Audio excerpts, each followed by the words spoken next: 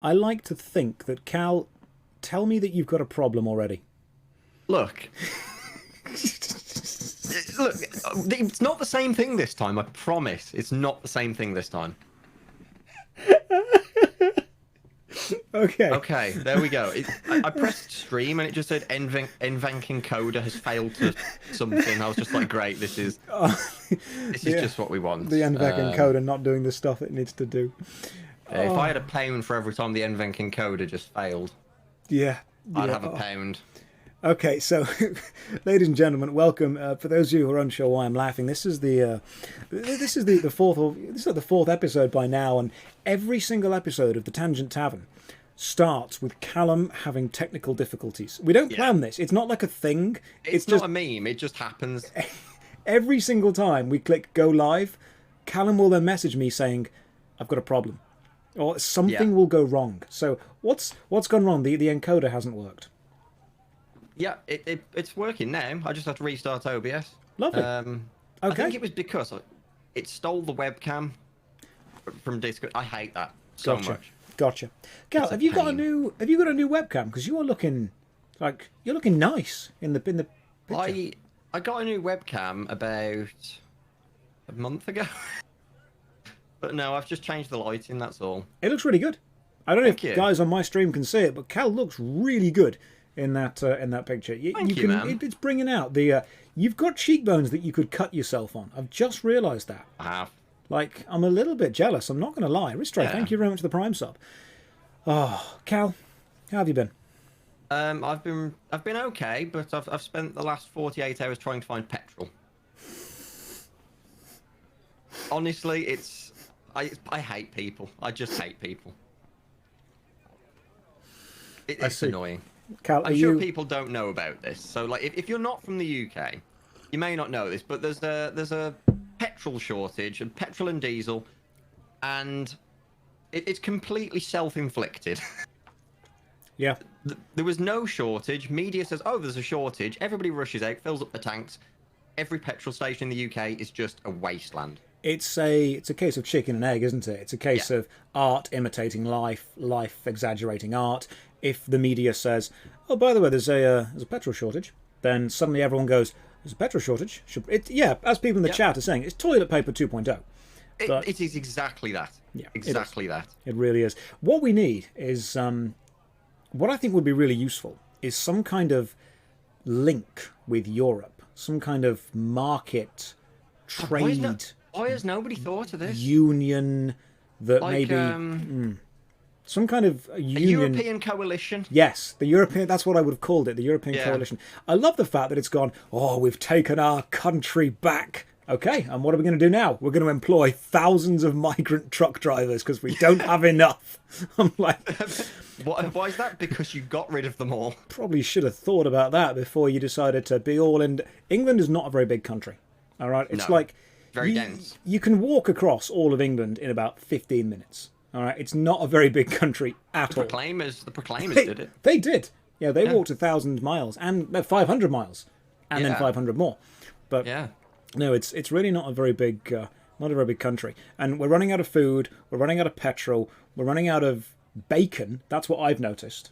There's You know what? Yes, actually, I hadn't thought about this. I always go to One Stop and get a meal deal, right? I always get a bacon sandwich. yep. They haven't had them for about 3 weeks. Yeah. Honestly, it's like something from Fallout. Whenever you go into a small, not so much with the big stores, but if you go into like the Tesco Extra, is it, and stuff like Yeah, that, and yeah, the One small Stop, ones. they are desolate wastelands. There's nothing there. If you've played Fallout 3, you know that early mission where you have to go raiding just outside of Megaton and you go into that supermarket that's just got empty shelves with raiders in the corner. That's England now. That's actually exact. It's a documentary of what England is like. We could make this a documentary. Just walk in with a camera. Just walk into your local Londis with a camera. That's what it looks like.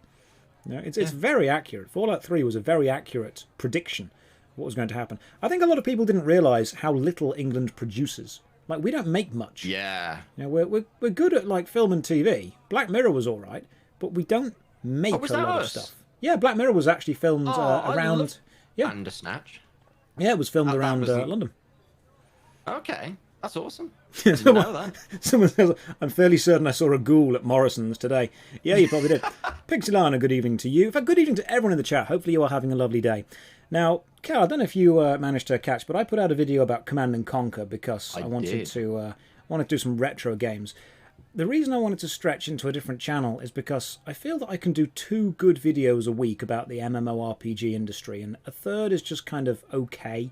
And I'm not happy with okay. Down. It is watered down. Do you think there's enough going on? Because you've got the scam area, which is great, because there's always something going on in the scam area. Oh yeah. But the mainstream MMORPG news is just a bit slow. It's New World everything right now. That's all it is. Yeah. It's and it's mostly because everything's been so tragic that New World just wipes the floor with it, and there's nothing worth covering at all. Yeah, I mean, there's Chronicles of Valeria, but you know, our boys got that on Kira lockdown. TV has covered that. Yeah. You can't even touch Kira TV on that. The guy knows his stuff. Kira TV was on this show last week, by the way. You can find the VOD will be uploaded to... It'll be going right after this. It will. Callum's got as that all soon as sorted. this ends, yeah. Now, how's the world of scam MMOs going, Cal? It's not been MMOs recently. I've been dragged off to the side by NFTs. It's okay. It's wild. Fill me in. You know way more about this than I do, so fill me in. So, did you manage to catch the whole Moon Boys thing? I know that it was originally a meme because when people invest in stocks or shares or any kind of crypto, people always say they say to the Moon Boys or to the moon, don't they? And now Moon Boys is they took the thread. It was fill me in as if I don't know because there's probably a lot of people in the chat that don't know. So, like most NFT projects, it's just generative art. You know, they get Python scripts to take all these sets of attributes and generate art from it. Gotcha. So 10,000 of these things were generated. And then one day somebody messaged me and they said, hey, have you checked out the Among Us Discord? And I was like, no, I don't do that on a regular basis. I have to be honest. You are an Among Us regular. Yeah, no, I'm not there with notifications on. Shocked. There was a notification promoting a fake version of this NFT. In the Among Us server. A fake version of digital art. Yes, you know, the stuff that's meant to be not fakeable. Yes, that's the whole appeal of the non-fungible tokens, non-fakeable tokens. Well, they managed to bot loads of followers on every social media, and they managed to trick people into, like, they overthrew the original thing, saying we're the original. Which is absolutely nuts that can even happen. That's impressive. That's like, you know, you walk into an artist's gallery who's in the middle of an expo. You just take a Banksy off the wall. I did it. Yeah, and then they're like, what are you doing? I'm taking my artwork home. I made this. And they're like, oh, okay, great, you can take it. Yeah, just walking into an art gallery and posing as the artist, and then eventually enough people believe that...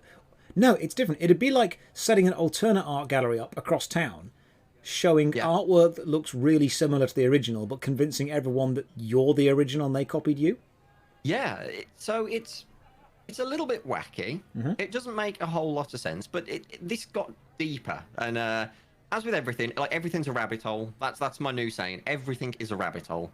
So we looked into it and found out, well, there's new revelations on this. So he was promoting this scam, and I said to him, you're promoting a scam. He goes, no, we have confirmed that this is the real one. This is the official Moon Boys. And I'm like, it's literally not, though. Like, it's literally not. We've done our research. I asked my mum and she says it's real. Best part is the official Moon Boys Discord is actively posting saying, warning, there's scammers among us. Oh, God. And he's there going, no, it's legit, it's real. And I found out something that I'm going to drop as a revelation here today. That I was tempted to make a third video because this has been like so blown out of the water. This guy that owns the Among Us server is the one running the scam. He hired a blockchain web developer 48 hours before to replicate this site and just scam people. And the best part is he's been on forums that's just a load of grifters all grifting together, you know, like a thieves guild. Yeah. And he screwed them over, and they all came to me and outed him. No honor among thieves. So the guy that had access to... I mean, how many people are on the Among Us Discord? There's got to be like over like 15 or 16. 350k. Okay, so 350,000 people. That's quite a lot of people. So a guy who had access to 350,000 people created a scam and then promoted it to 350,000 people. Yeah. Pretending to be Moon Boys. and using the power of the Among Us Discord. Yeah. And now And he just threw his moderators under the bus as well. He's got, again, children moderators. That's standard for Discord now, to be honest. Just plop them there, meat shield. That's Yeah. your problem now. Yeah. Yeah. This is what happens when you take people that have massive amounts of influence and power and are very greedy, especially people. Why would you run an Among Us Discord? Why would anyone volunteer to do that? No one likes the game that much. This is the thing. He absolutely doesn't run it. Yeah. This is a common thing on Discord, and they call themselves, what are they? Oh, that's going to really annoy me. But like community promoters, they start loads of Discords for popular things as they pop up. Mm-hmm. So they'll create the day Among Us came out. They'd have created a Discord and just put effort into it for the first 3 weeks, build it up, and make it the main go-to thing. Then Yeah. they'll do it with another thing. You know, New World's been announced. They'll do it with that. And they'll get a collection. So he's got a network of 1.4 million users across all his servers. And he'll let people pay for an advertisement to go out. Well, it gets even better. So you're thinking these advertisements are going out to 1.4 million people. Okay. He's been caught for making a bot that generates accounts and joins them to all these servers to hyperinflate the member limit. Do you Because remember- yeah. they went through it and they got the timestamps created within like 7 milliseconds of each other. Advertising rules the world. We've talked about this before, and I think this is a perfect example of it. Do you remember when people used to make fake Facebook pages for Yeah. stuff just to get loads of followers, and then fake MySpace? And if anyone's old enough to remember, there was Bebo before that as well. People make fake pages for things. They do it on Instagram and Twitter and even Reddit as well. And then once the page is popular enough, you sell it. You say to a company, hey, I've got a page on Instagram, Twitter, Facebook, whatever, that's got, hundreds of thousands of followers. I will sell this to you for, a couple of grand. And it is a couple of £1,000 that they're actually... People don't realise how much these are worth. There's a lot of money in this. There's a hell of a lot of money in this. I've sold Facebook pages in the past for 600 to 2,000, depending on the size of it. Yeah. And these are ones that I used to moderate for, and then the owner gets banned, so it gets passed down to you, and you're like, well, And sell that. what'll happen is the people that buy the pages will then put their adverts on it and change the title of the page and change the style of the page. And you might be thinking, oh, that's not worth it because they're getting, thousands of people who aren't interested in their product. You're getting thousands of people who maybe aren't going to interact. It's not necessarily about the people that are already there. It's about lending legitimacy to a new scam business. Because if you start a scam up, but suddenly you can show a Facebook page or a Twitter or an Instagram with tens of thousands of people already on it, you look legit. It gives you that clout, that weight. That's what it is. And this is what happens with YouTube channels as well. So many people do this, but it has the opposite effect on YouTube. So if you make a new channel, say you've started your first Minecraft Let's Play channel, and you've bought 1,000 subscribers just so you can monetize it, right? Mm-hmm. Well, it doesn't work that way, but let's say that's why you've done it. YouTube's actually going to penalize you because they're not watching your videos. You've got a channel with a large following, and they don't give two craps about your video. Yep. So, in fact, you've screwed yourself over. I'm on a subreddit called NewTubers, which is fantastic because it's advice for new and up-and-coming YouTubers. And the biggest mistakes new YouTubers make is they either buy subs or they beg for views. It doesn't matter how many people are subscribed to you at all. It's almost irrelevant. What matters is how many people watch your videos. If you've got 10 subscribers and 100,000 views, what it's showing is your channel isn't worth returning to. And YouTube will dislike this. If you've got 100,000 subscribers and 10 views, it's telling YouTube that even your subs don't watch your stuff. You actually want to try and maintain a relative balance of subscribers to views or slightly more views and then slowly convert them into subscribers. Yeah, there's a proper way to do everything. And this goes to show, some people have made, they've done experiments with this where they've created like 3 new channels. They've botted 1,000 subscribers on one with the exact same video as the next channel, and on that one they've had 1,000 people watch that first video, and then on the last one they've had 1,000 people like or comment on it as well as watch it, just to see how all 3 do with the same title and everything. And it's the algorithm's weird. It doesn't make much sense. It'll sometimes just randomly choose to pick one up and run with it. But something that got found out, and I think it was was it Spiffing Brit that found this? That the likes in the first 5 minutes are the most important. It wouldn't surprise me if he found Because something he like found that. a bug. He found a bug where you could launch your video as a premiere with likes already that you had faked on it. And he did it with lots of different channels. And the first one that went out got 40k views in the first hour because it was just hyper promoted. Everyone, YouTube's like, oh, this is doing well. Like, people want to hear this. Yeah. So YouTube really cares much more about the first, 5, 10, 15 minutes than anything else. If it does really well, it can shoot you. It's a slingshot. The algorithm is crazy and weird, and we don't understand much about it, and it changes quite a lot as soon as we start to. But the worst thing you could do for a YouTube channel is attempt to gain fake engagement. One of the things about those subreddits or any kind of group that say, hey, sub for sub, I'll watch you, you watch me. If someone subs to your channel and then doesn't watch all your stuff, it's showing that your stuff isn't worth watching. And if someone watches your stuff for the first 10 seconds and stops, it shows that you lose viewers in the first 10 seconds and therefore it's not worth promoting. Most likely clickbait. Exactly. Your view count and your sub count is not necessarily a great indicator of how much YouTube will promote you. It's much more about quality over quantity. Watch time is super valuable. One person watching your entire video all the way through, way better than 10 people watching the first 10 seconds. Yeah. And this is why animation channels used to do so well. 2-minute videos, super engaging. Nothing else like it. They did really well. But I think they said, I don't know who it was who said this, but apparently YouTube tracks 6,000 different metrics for each channel. That wouldn't surprise and me. all of that plays into the algorithm. Yeah, that wouldn't surprise me. No one's ever going to figure out the algorithm without like an exploit or something. No, I don't think even YouTube don't know what it is right now. It's just crazy enough to do. go for it. Yeah, you've got to have good content that people return to, and you've got to be consistent with it. And I've discovered that 2 to 3 videos a week seems to be the sweet spot, because some people have said, oh, I upload a video every single day, or upload 2 videos a day, or 3 videos a day. You can end up burning your audience out if you do that. Yeah, are people watching them? Yeah, you can burn yourself out as well. I mean, if you put up a video every single day, then what would happen is, are the audience going to return every single day? Because you're not going to want to watch every single video from every single person. 2 or 3 seems to be the sweet spot. And what I was worrying about with doing 3 videos a week was I was doing a Saturday video, which I love, the worst MMO ever, and I was doing an opinion on design. And when it came to Monday, I was just sat there thinking, there's only like 3 minutes worth of stuff that's worth talking about that's happened this week. Am I just going to ramble for 10 minutes to hit the YouTube algorithm and just put out crap for the sake of putting out crap? And I wasn't happy with it. Exactly, and despite what people think, we don't like doing that. Like, if I've got a video, and it's it's just shy of the of the 8-minute mark, because it's not 10 minutes now, it's 8 minutes. It's 8 minutes, yeah. I always forget that. If I'm ever shy of that, I'll just I'll get my rolling credits and just string them out a few seconds. Oh yeah, oh yeah. Because it's like people have already stopped watching by that point. But oh yeah, you've got to pad out the content.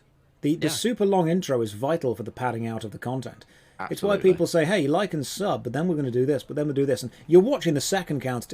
And that is the least fun thing to do if you're trying to make content, because you suddenly realise that you're acting the same as frickin' BuzzFeed. And as soon as you're acting the same as BuzzFeed, you should never be happy with what you're doing. No. Once... that's why it's so annoying, because a lot of these things you do have to do to some extent just to... It's how YouTube works. It's how media works. To pad out the runtime. It doesn't mean we enjoy doing it. No, not at all. That's why I'm gonna drop it to 2 videos on the main channel and 1 video on the Plays channel, where I can just play retro games. But Kel, aren't you also doing a retro gaming channel? I am. It's quite funny actually, because I was talking to someone on Discord about this, and then you put out your poll, and someone goes, they're like, oh yeah, Josh just literally just put out a poll about his new channel. So I'm planning a new series that's going to start this week called what was I even calling it now? I've got like 3 good names. Nostalgia Check. Yeah, that works. Yeah, it's going to be called Nostalgia Check. I'm going to go back into really, really old games and just see if they still live up to the hype that they did back then. Great. Absolutely great. Fact, the first episode's going to be me playing Spore. Because I haven't played that in about 13 years. Oh man, that was the Evolution game, wasn't it? Yeah. When it was advertised, it was like you can go from a microbe up to a huge planet-dominating species. This is going to sound dumb. Yeah. This is the closest we've ever got to a metaverse. If they'd have made that multiplayer, genuinely though, if they'd have made that multiplayer, that's a metaverse. Spore was ahead of it needed NFTs. If it had crypto, it would have worked. I am calling this now. Their Twitter account recently became active again. Okay. I am calling it now. They are going to make a Spore 2. It's going to be a metaverse. It's going to have NFTs. It's going to be blockchain run, because that game ties itself so well to blockchain. Mm-hmm. Because all the creatures and the models are procedurally generated. They can be run off, just variables that are on the blockchain. Honestly, I see it being a thing.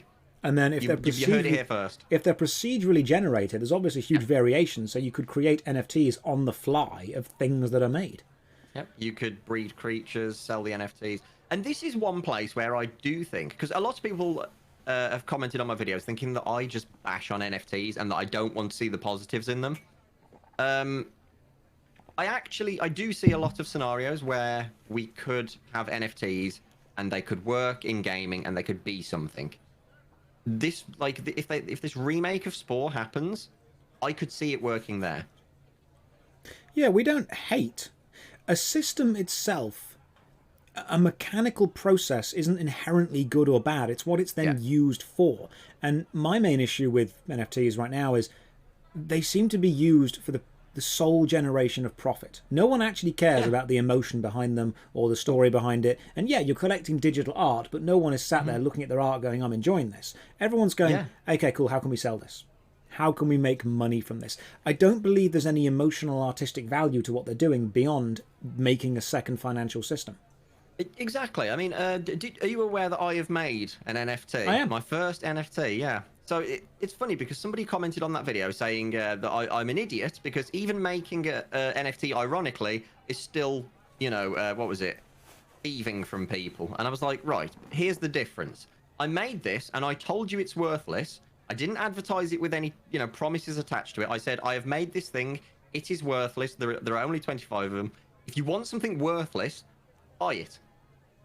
That's fair. So I've advertised it as is. It seems to be there is a system if we want you to make something, and all we have to do is make you dislike something enough. You've made 3 things out of spite now. Dreamworld annoyed you into making Nightmare World. Marbles on Stream, if I remember correctly, you contacted the Marbles on Stream developers, Pixel by Pixel Studios, and asked them if you could have a custom streamer skin in the game. And seeing as you are streaming with hundreds of people regularly, sounds like a thing that, they could probably accommodate. And they said no. So, in response, you literally recreated a Marble game. Yeah, we did it in 8 hours after one of the streams.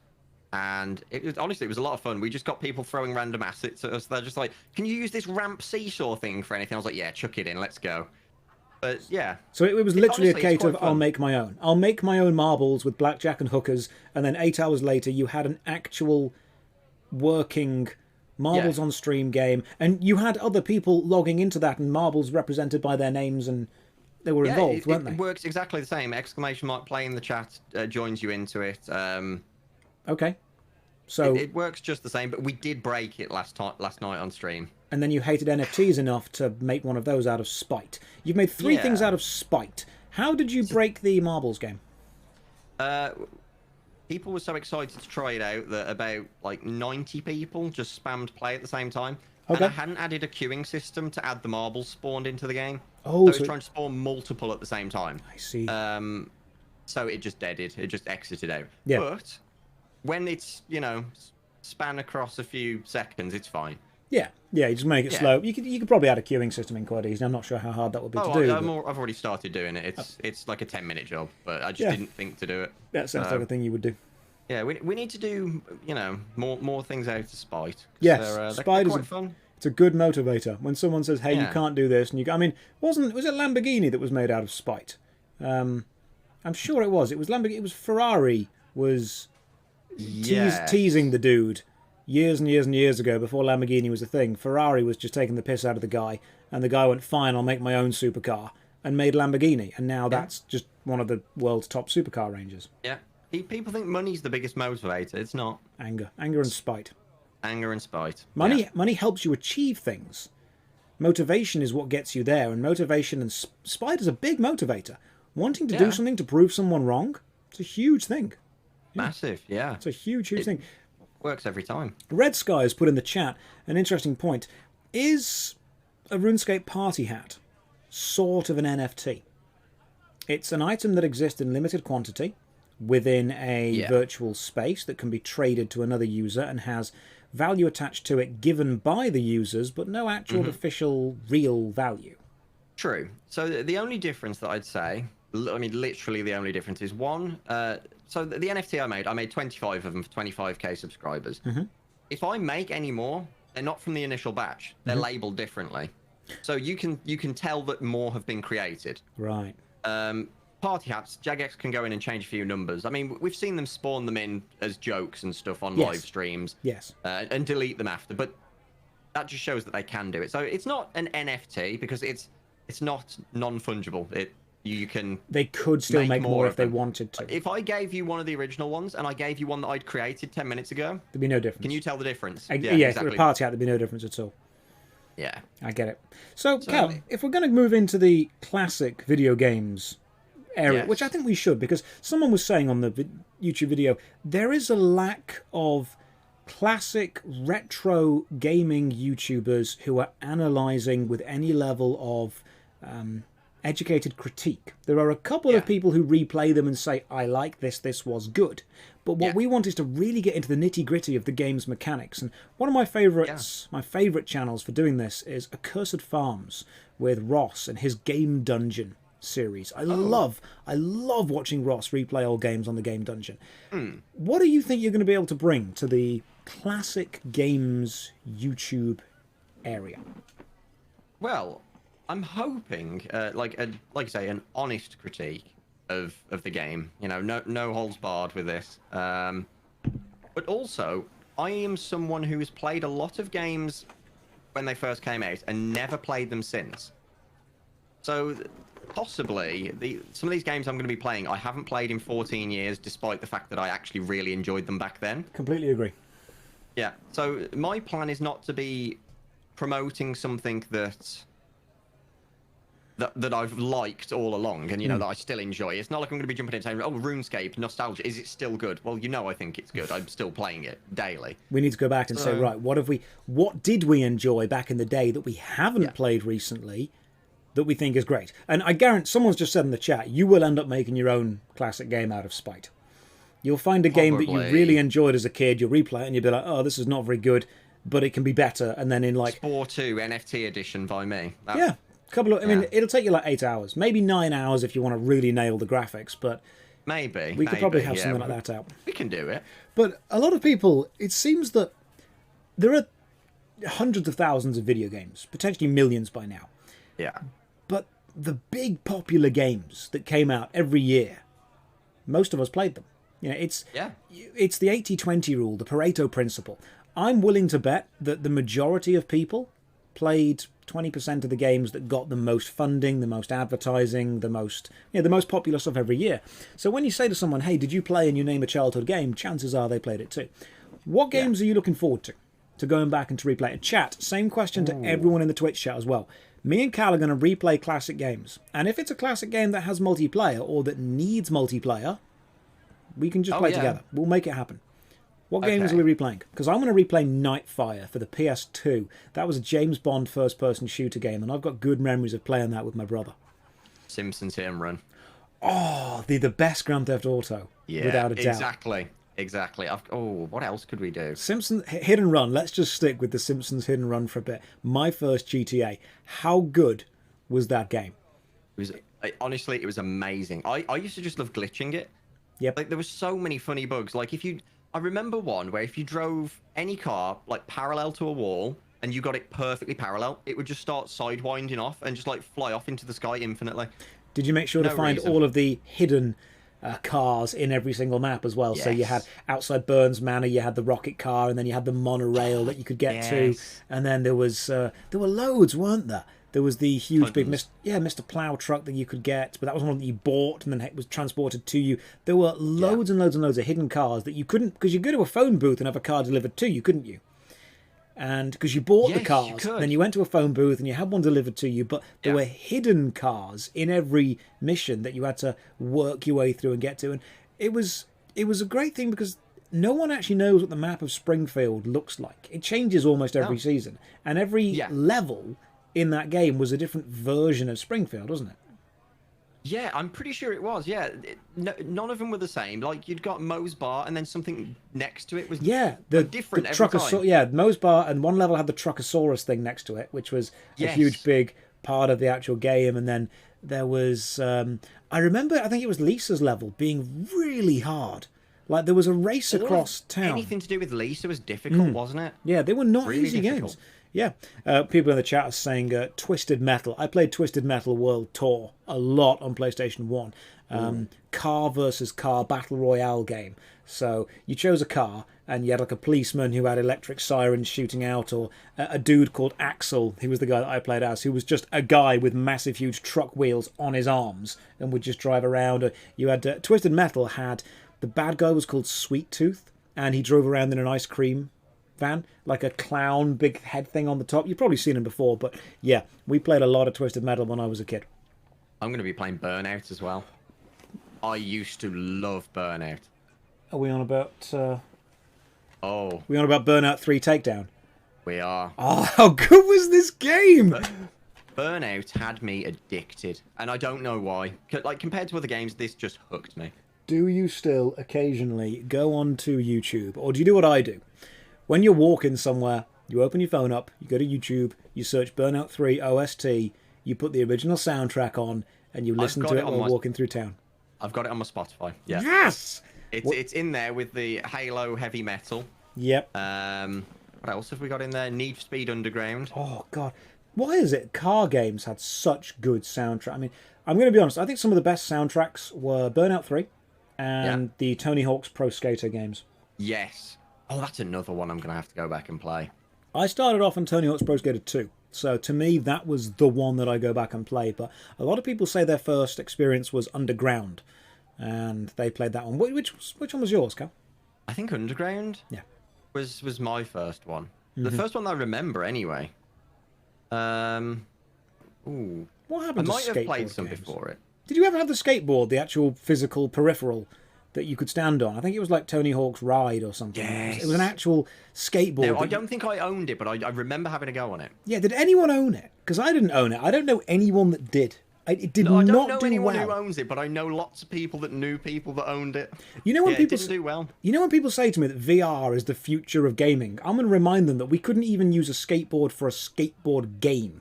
All right, there is no way that people are going to be fit enough to run around as a super soldier in any kind of VR gaming when we literally can't stand on a skateboard. No, Oh, we've got- In fact, Go on, Karen, I you was go just first, going mate. to say, I've seen in Birmingham, they've got this VR thing that we walked past there, because I went over for Birmingham Pride on the weekend. I went with some friends, and we saw this massive VR warehouse where everyone gets geared up with VR backpacks, and it's a huge shootout thing. Me, you, and Kira need to go do that. Yes, I'd be happy. There's one in Nottingham as well. Is there? There's one in Birmingham. There's one in Nottingham. It's an empty room, but they've got some of the best VR in the world. So when you all put the headsets on, you can all see each other and you can see the edge of the room. And it's basically a huge big thing. But I'd be happy with that. We could do that. In fact, I'm pretty sure if we send a couple of emails that heavily imply, "Do you know who I am?" then I think we can probably muscle our way in there. I'm sure we can sneak in and get the room to ourselves for a few hours. Yeah, like that, and if we not like ask. that. Yeah, well, they'll be like, "I'm sorry, who are you?" wording. I'm like, "I'm a YouTuber." They're like, "Oh, do you do VR games?" No, not really. "Oh, do you cover live stuff?" No, not really. Do you have any relation to what we do? I've done one video on VR. Yeah. Can we make it two? Yes. No, for anyone in the chat unsure, we'd just turn up and queue and pay. We're not that famous yet. Yeah. We're trying to get there. We are. We're trying to there. get there. Collectively, we could add all our subscribers together. We just need to get more YouTubers to come with us. Yes, like if you and me turned up, they probably wouldn't notice. If you, me, and PewDiePie turned up, Oh yeah, they might pay attention. possibly. The difference is that he's got like 100 million subscribers. There is that. But yeah, There is that. that's probably a factor that's happening. But no, I think that we Yeah. should definitely look into going to do VR stuff at some point. People have also said the Star Wars VR experience. I've played some Star Wars VR games and they were pretty good. No desire to try VR because I have a child and need to see what they're up to all the time. Just put the VR on the child. And Or they can put the baby monitor on the VR. yes, that way. You've got a little heads-up display in your VR that's just the baby monitor. Sweet. Done. Easy. Yeah. Easy stuff. Not Yeah, even a problem. it's only going to take off when we can put electrodes on ourselves. So yeah, we can definitely make a VR thing happen. What other classic games have you replayed any classic games recently? I'm just reading through the list on I haven't. on Twitch chat I've right now. avoided it because I knew I wanted to do this. Someone's just said in chat, Callum's going to get there and say, "Let me in, or I'm making my own VR room." I'll make my own. Just next week it'll pop up next to it. Callum's VR. Just a shed. Yeah, it'll work. It will work. Baby in VR headset. What have you misheard? Pixelana, you did not mishear. I mean, the baby could... If the baby's crawling around, making a nuisance of itself, put it on a chair, bang a VR headset on its face, sorted. There is a reason I'm not a parent. Same. I Yeah. think that's definitely the easiest way we could take it. Super Mario RPG. Wasn't that Legend of the 7 Stars or something? Legend of the 5 Stars. I'm sure there was a thing. Indiana Jones and the Fate of Atlantis. I'm going to put that in my phone right now because I remember that. At this point, we're going to collectively build a list and going to have to flip coins for who's taking which game. We will. Just both of us put a video out on the same game at the same time and see if we agree on stuff. Actually, that would be interesting. Indiana, That'd be really interesting. I'm doing Indiana Jones. I'm going to put it on the list anyway. And the Fate... Wasn't that an MS-DOS game? Because I'm sure it was an MS-DOS game. And I'm going to be honest, getting DOS games to run on Windows is just an absolute ball ache. It's like it's Have really... you not got an emulator? I've got an emulator, but the DOS emulators always confuse me. I can emulate PlayStation 1, PlayStation 2, N64, even though we wouldn't do that in Nintendo. We wouldn't. Although I do have a PS4 emulator that works really well. I love you, Nintendo. Nintendo, if you're listening to me, I love you and I would never emulate your games, ever. But you've got a PS4 emulator. Holy crap. I didn't think it's a project that's been worked on for a while because they said that it was that you wouldn't be able to transcribe the code from whatever it's in to whatever it's in now. Okay. And somebody managed to do it somehow, and I think what it was is somebody had leaked the actual source code. Oh, that helps. Yeah. Yeah, that definitely helps. That helps. So yeah, I don't know, but it works pretty well. Nice. I I've mean, had it crash once. the games have got to be the other PC, obviously. the games have got to be pretty big. The game size for PlayStation 2 games is a couple of gigabytes. PS3's got to be hundreds of gigs. PS4 games, how big are they going to be? Well, I had Shadow of the Colossus and it was like 50 something gig. Seriously, that's really That is small. the remastered. God damn, I expected more than that, to be honest. That's really impressive. I think it's because it's in a different language.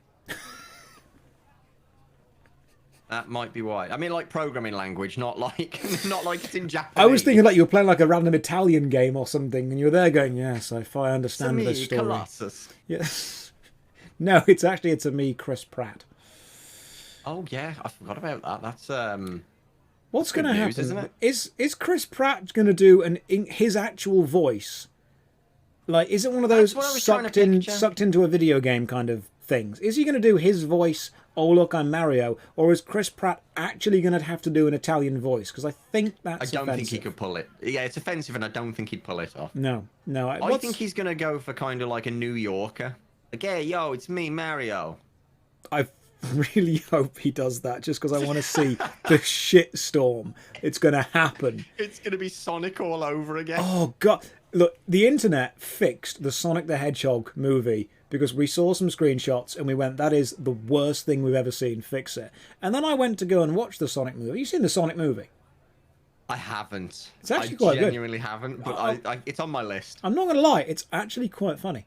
Like, I enjoyed it. Jim Carrey carries the film. Like, his back must have been aching after filming because he carried the entire film. He is brilliant in it. But the moment it sold me, the moment I knew I was going to enjoy the Sonic film, is when basically there's this crazy rambling man who no one believes, like the village idiot who's just shouting and screaming that he's seen a blue hedgehog running around the place, and no one believes him. And then he holds up a picture saying, "This is what it looks like," and it's Sonic. The original? It's Sonic. You know, the classic meme, Sonic. They've put the meme in the film. And as soon as I saw that, I like that. I knew they were taking it seriously. Yeah. But yeah, it's actually quite fun. It's like Detective Pikachu was, again, I was a just fun... about to say the last thing I've watched like that is Detective Pikachu, and do you know what? I thoroughly enjoyed that. It's good. It's a great... I really enjoyed it. The plot gets a bit weird toward the end, but isn't it? It does. It's the same plot as... Is it Pokemon Rescue Rangers? Or something. Oh my god, it, Pokemon Dungeons. Dungeon. It does follow a plot. That's another one. Let me add that to my list. To be honest, the Detective Pikachu film probably follows the Detective Pikachu game plot. That would make much more sense. Yeah. I mean, I think you're probably right there. Yeah, I just realised that it would probably follow the plot of the game it's named after. Can you ask Callum what is the name of the PlayStation 4 emulator? I want to play the new God of War. Kirch, I'm sure Callum will be able to pop it on his Discord at some point. Yeah, message me on Discord, because I'll have to double check, because it's literally a bunch of letters and numbers. Which is the best way to avoid it being found by anyone. So yeah, grab it on the Discord. He'll be able to grab it for you at some point. On the topic of avoiding things being found, you have got me absolutely hooked on film recap. How good are they? Me and my Discord watched 8 films on a film night, right? I know. And I was in hysterics at the titles. I'm going to bring you up my favourite title from this, and you can tell me what your favourite title is. Okay. Because if ours aren't the same, you're not on the right channel. Okay. For anyone unsure on Twitch, there is for the last, I think it's 2 or 3 months, there has been a rise on YouTube of these channels called Movie Recapped, Detective Recapped, Sci-Fi Recapped, Storytelling Recapped. And basically all it is you take a film, you condense it down into a 15-minute blurb, you run the script you've written through a text-to-speech emulator. Normally I'm guessing people are just, copy-pasting the Wikipedia entry for the plot and banging it on there and then watching it. And I've watched so many films. Like, I'll go downstairs in the morning, make a cup of tea, look at my partner and go, "You want to watch a film?" And she's like, "Yeah, we've got 10 minutes." So then we'll just bang on one of these recap films. The kind of films that you're interested in, but you're not going to watch. Someone's... Right. Yeah. This is the value proposition here. We have watched 8 films. 6 of them were shit. Yeah. Right? But then we thought about it and we're like, we've only wasted 10 minutes instead of 2.5 hours. Yes. And that makes it so much better. It is.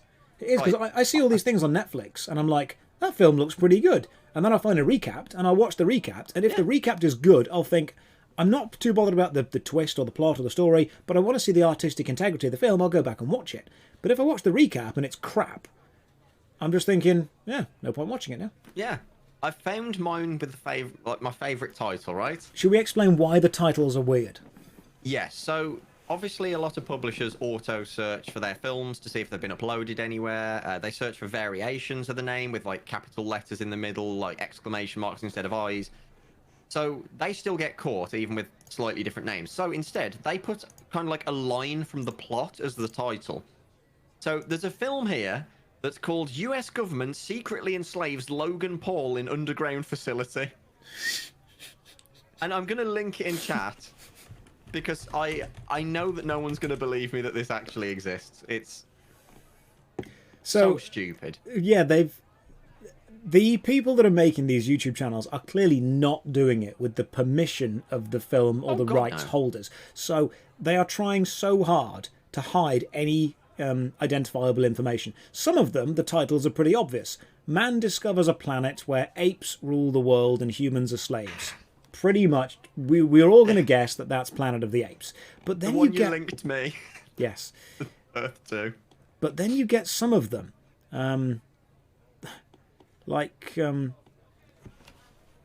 woman's butt swapped with her mouth and vice versa.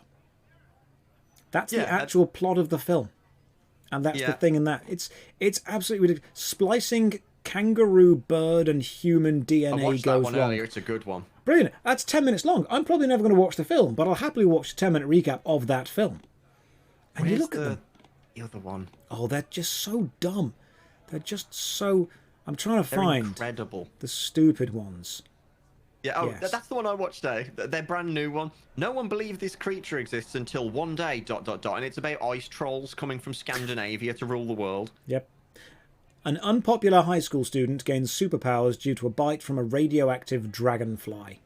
And the thumbnail is one of the worst things I've ever seen. I'm gonna... I can't... hang on. I'm gonna send you that thumbnail right now, because that thumbnail is absolutely dire. I don't even want to explain it on... I don't want to explain that, but I'm going to send it you right now. Okay. Just bang that on there for you. What on... Yeah, that's what I thought. That was... That's Yeah, that's concerning. That looks like a Blizzard lawsuit brewing. Oh, I don't Bobby. think we can eat. I don't think we should show that. To be honest, we just describe it. No. And then, oh, that was it. Kids discover something wrong with grandma, and the thumbnail is like this grandma just crawling up the walls.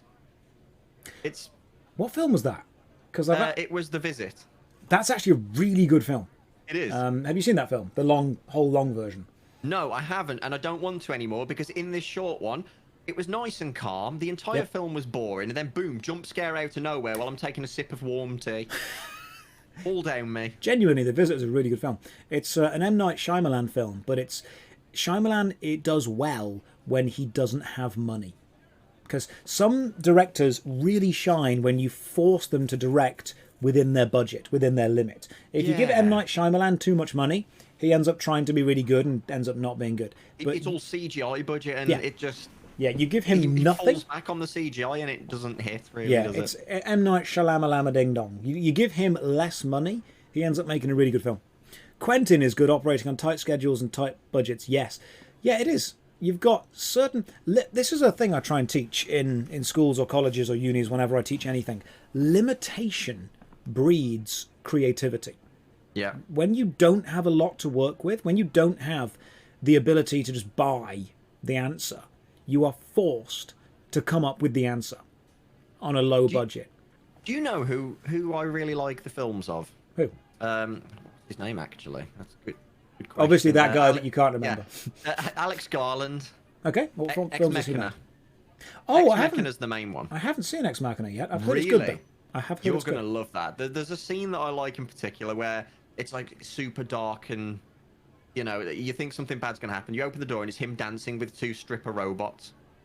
Okay. Trust me, it's the weirdest film, but like it can somehow go from super serious and dark to just hilarious in a matter of seconds, and then straight back. Yeah, I'll And give it a it go. doesn't feel out of place. It's really good. My favourite example of limitation breeding creativity is, as people in the chat have said, when you don't have the resources to do exactly what you want to do, you are forced to work out what you can do.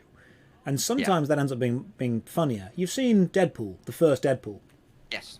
They planned for the final scene... Is this the gunfight? Yeah, to be a big gunfight.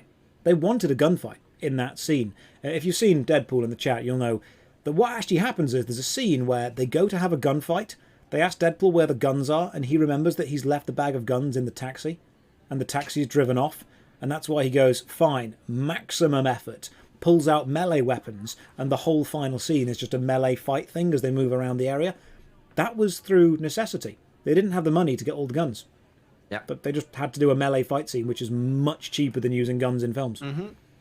Yeah, exactly. And it landed pretty damn well. Born, Like, it was a really funny joke. Yeah, born from necessity. Limitation breeds creativity. I mean, It does. look at films that only have one or two actors. When you've only got one or two actors in a film, or very few actors, very limited, you're forced to use the best actors that you possibly can. I mean, Yeah. what was that? Was it Ryan Reynolds or Ryan Gosling? One of the Ryans trapped underground, buried alive. Oh, yeah. Forget the name of the film. Or Phone Booth as well, where one person is trapped in a phone booth with a sniper aiming a gun. It's at them. Ryan Reynolds, yeah, buried alive. Yeah. Primer, two guys, best time travel film. Absolutely, it's pretty good. You've got the What Happened to Monday is a good movie I recommend. I've not seen that yet, but I will give it a go. I watched that for the first time last year. Is it good? It's actually super interesting. Like the plot of it, it's just such a weird one. Like, you know the plot of it, don't you? Like the main plot. Kind of. Give There's- me a background. There's I can't remember how many kids. I think 7 kids, and they're all identical twins or something like that. Okay. Or they're all acting to be the same person. Now you're only allowed one kid or something. So they send one of them out each day, acting as the same person, so that they can all experience life. Oh, okay. And the end of Monday rolls around, and because they refer to each other by the days By of the the week, names, yeah. like your Monday, and Monday never returned, and it's an investigation trying to find out why Monday Okay. never returned. But it's dangerous because Monday's out there while other days of the week are going to find out what happened. So And if they get need to make caught sure together- to not bump Yeah. into them. People have said in chat, good. a perfect example of mine is Saw. the first Saw film. Yep. Made That for was a on a budget. zero budget, wasn't it? Yeah, Like, something like 3K. The whole budget, I think, ended up cost. I think it was about 30,000, which, as far as films go, is nothing. Like, Yeah. Snakes on a plane as well. yeah. Budget for that was almost nothing. Yeah, incredibly small budget films. The writer of Saw was in the film. You know the Asian police officer who walks through a trap, trips a tripwire, and there's a lower road of guns above the thing? He's the writer. He wrote the film. That's the same with Ex Machina. Yeah, and it was Yeah. directed The by director as James. the main character. Yeah, directed by James Wan, I believe it was, who then went on to write and direct all of the Conjuring films, and I think some of the Insidious films as well. Yeah. Okay. Were the others directed by James too? But no, but this is a perfect example of small budgets can create amazing things. There's a film I watched a recap of recently. I think it was called The Headhunter, and Yes. one actor in the entire film, a £30,000 budget, and that made it a Paranormal Activity. Yeah. Another one. I try and tell people, if you've got a small budget and you want to make films, make a horror film, Yeah. because they require basically no budget. They are And so small. You always want to go with practical effects over special effects, so it's Yes. going to cost less anyway. Yeah. Like it's just a makeup and artist budget, really. Yeah, things like Lights Out, which is a feature-length version of a small internet short. Things like Mama, which is an internet short that then got made into a Guillermo del Toro film. Small limitations. There was a question in the chat earlier that I saw that I want to throw to you, a pretty serious one. Okay. Take any single film, keep one actor in it, and replace the rest of the cast with the Muppets. Which film improves the most with this rule? So any film from any genre, one of the actors must remain the same, and that actor must be really seriously in character. Like, they can't change how they react. Someone's just said Alien. Keep the alien. Replace everyone else on the Nostromo with Muppets. I'd watch it. Actually,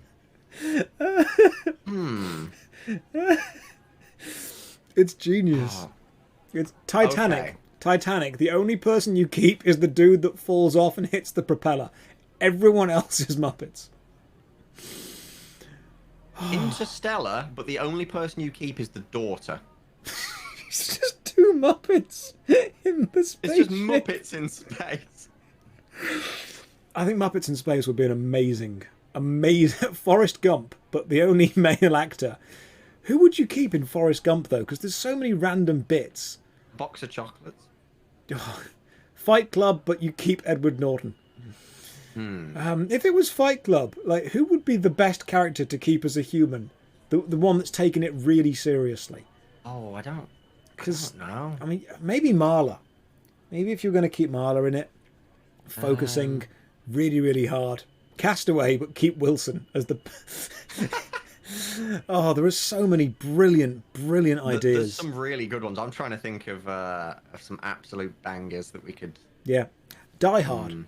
Die Hard, but the only character that remains would be Alan Rickman. Django Unchained, but you just keep Django. Yeah. I think Jamie Foxx could pull that off.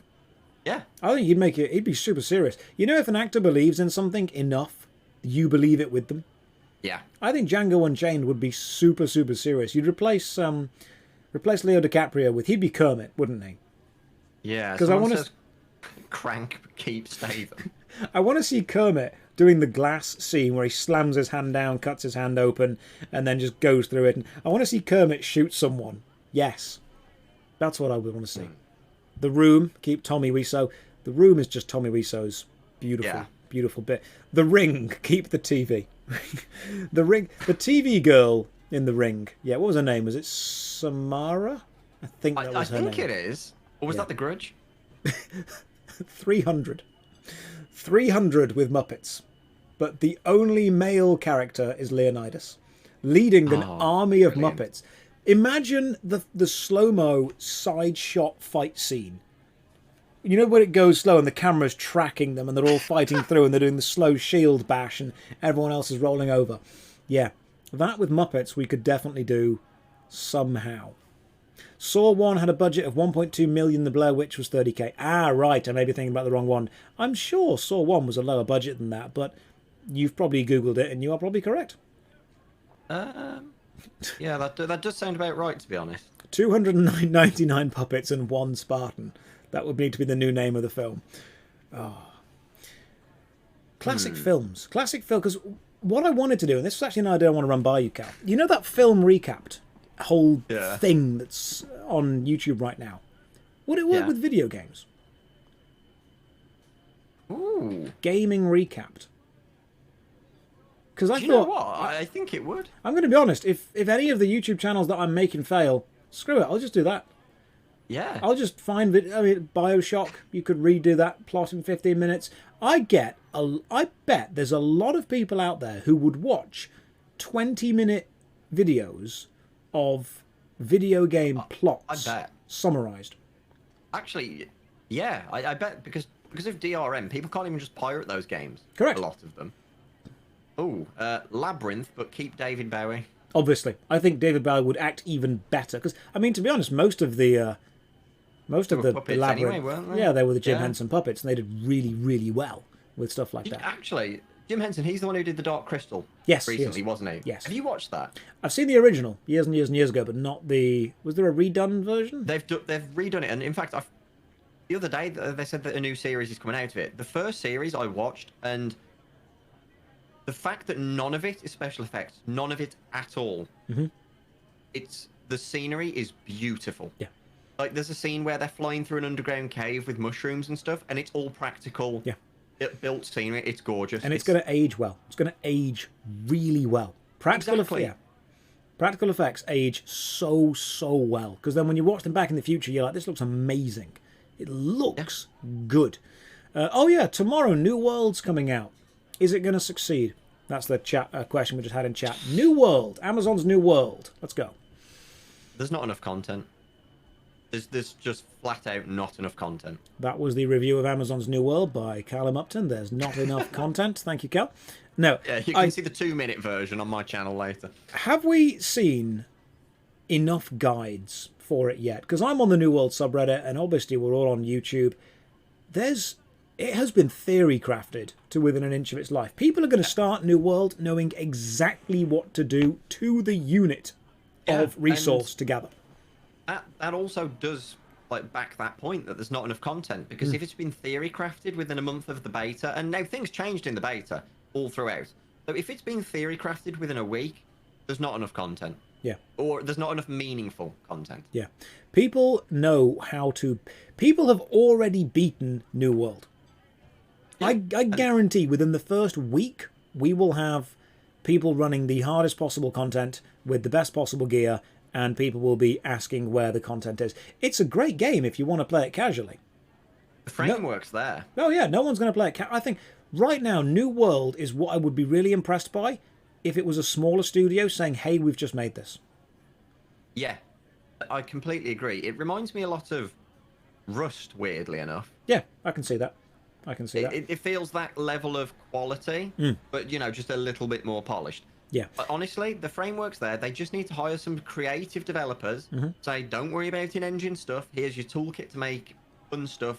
Make some sandbox things, like mini games and stuff. Just make things. Because the good this MMOs, is where it goes wrong. Yeah, the good MMOs are ones that give you stuff to do with your skills outside of just the main content. So, you start fishing in RuneScape, you use the fishing in a couple of quests, you've got mini games that do fishing as well, you've got bosses that need the fishing. Even Final Fantasy 14 is a perfect example of it. There is so much to do in Final Fantasy 14. Like you could play Final Fantasy 14 for an entire year, solid, and then someone would say to you, hey, do you want to come and do this? And you wouldn't even know what that is.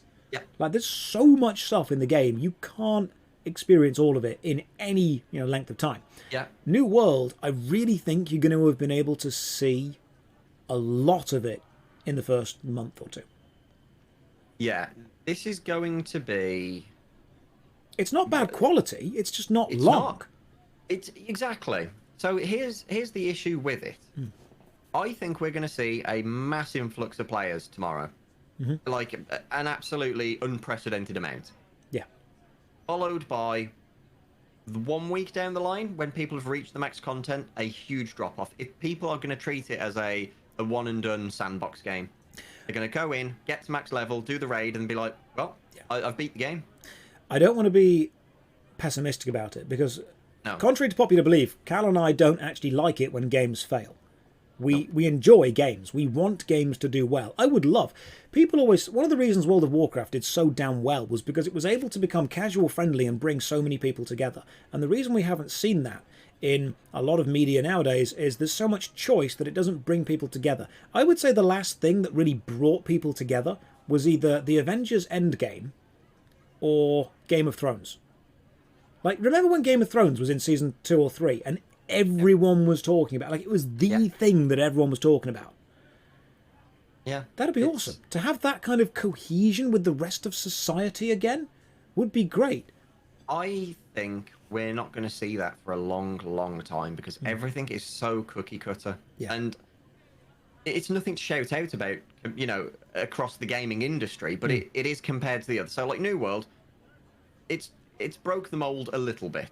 It's more of a gathering and survival MMO, I'd call it.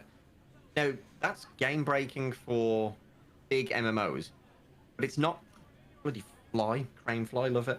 It's not a bloody crane fly. It's not. It just isn't. It is. It's just not a crane fly. Do you think Pokemon Go did well, bringing everyone together? And this is what I was going to say. So yes, it was another mobile game. Yes, it was another put money into it and you get more out of it. Yeah. But it put such a big spin on it that other gaming industries were speaking about it. Yep.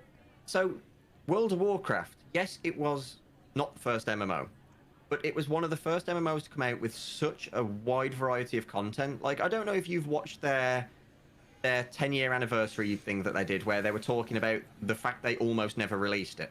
Yeah, I saw bits of it, and there were a couple of chats with developers about how they were pushing for it to be released and stuff. Yeah, and they basically said they'd got, I think they said they got 400 quests ready to go on release, which sounds like a lot.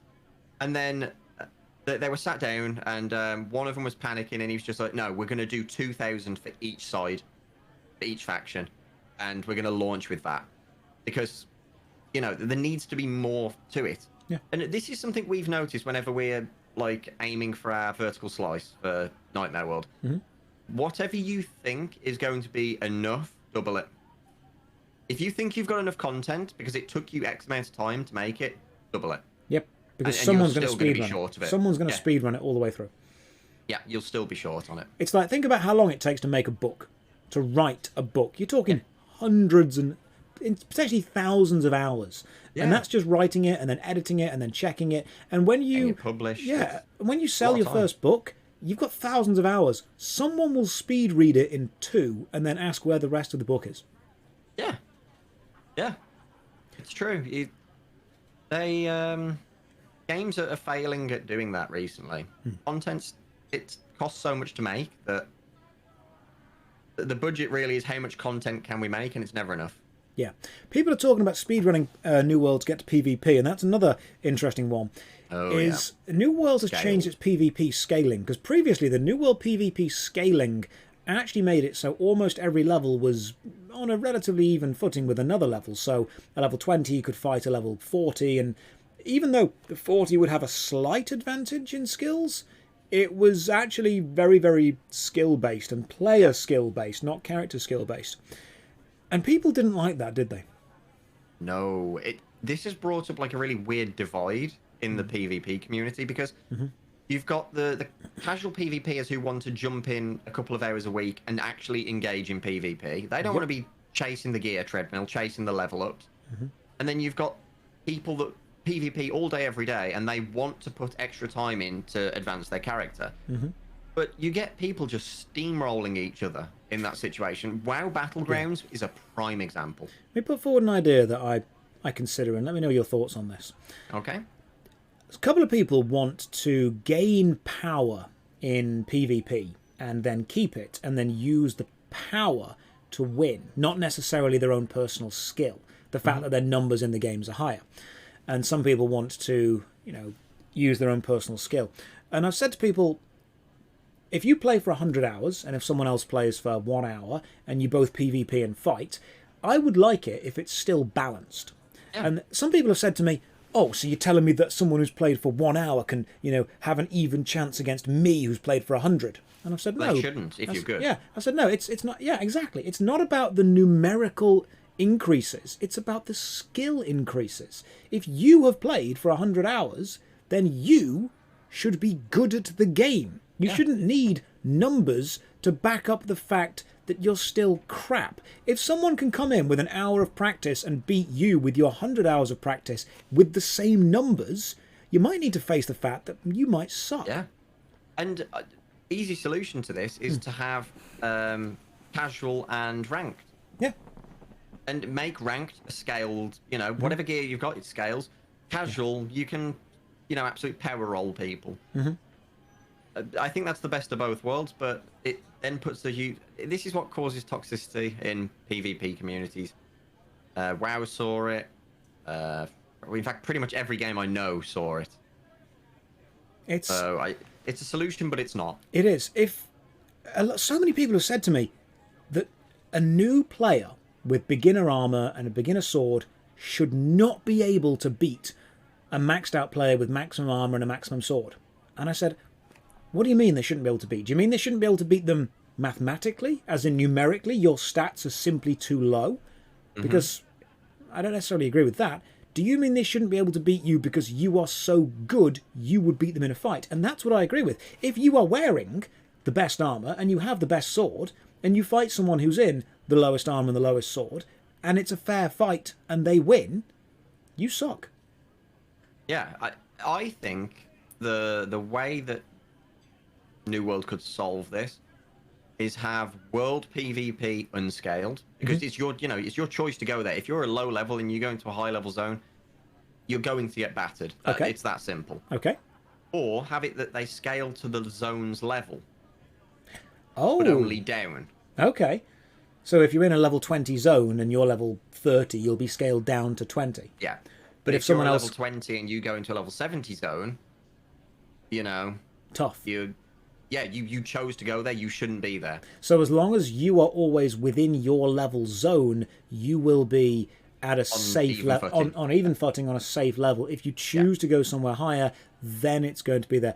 Yeah, this is, and we've got some comments in the chat. This is one of the failings of the power fantasy of the MMORPG. The power fantasy is people want to gain power and then use that power without necessarily having the skill behind it. It's like trying to play chess against someone, and if someone's played chess more than you, they get more pieces and better pieces. Yeah. No, that makes it... Because that way they've got the skill of playing longer and the power advantage of having more. Yeah. You need to have one or the other. And when people have the power advantage, that's when games become pay to win.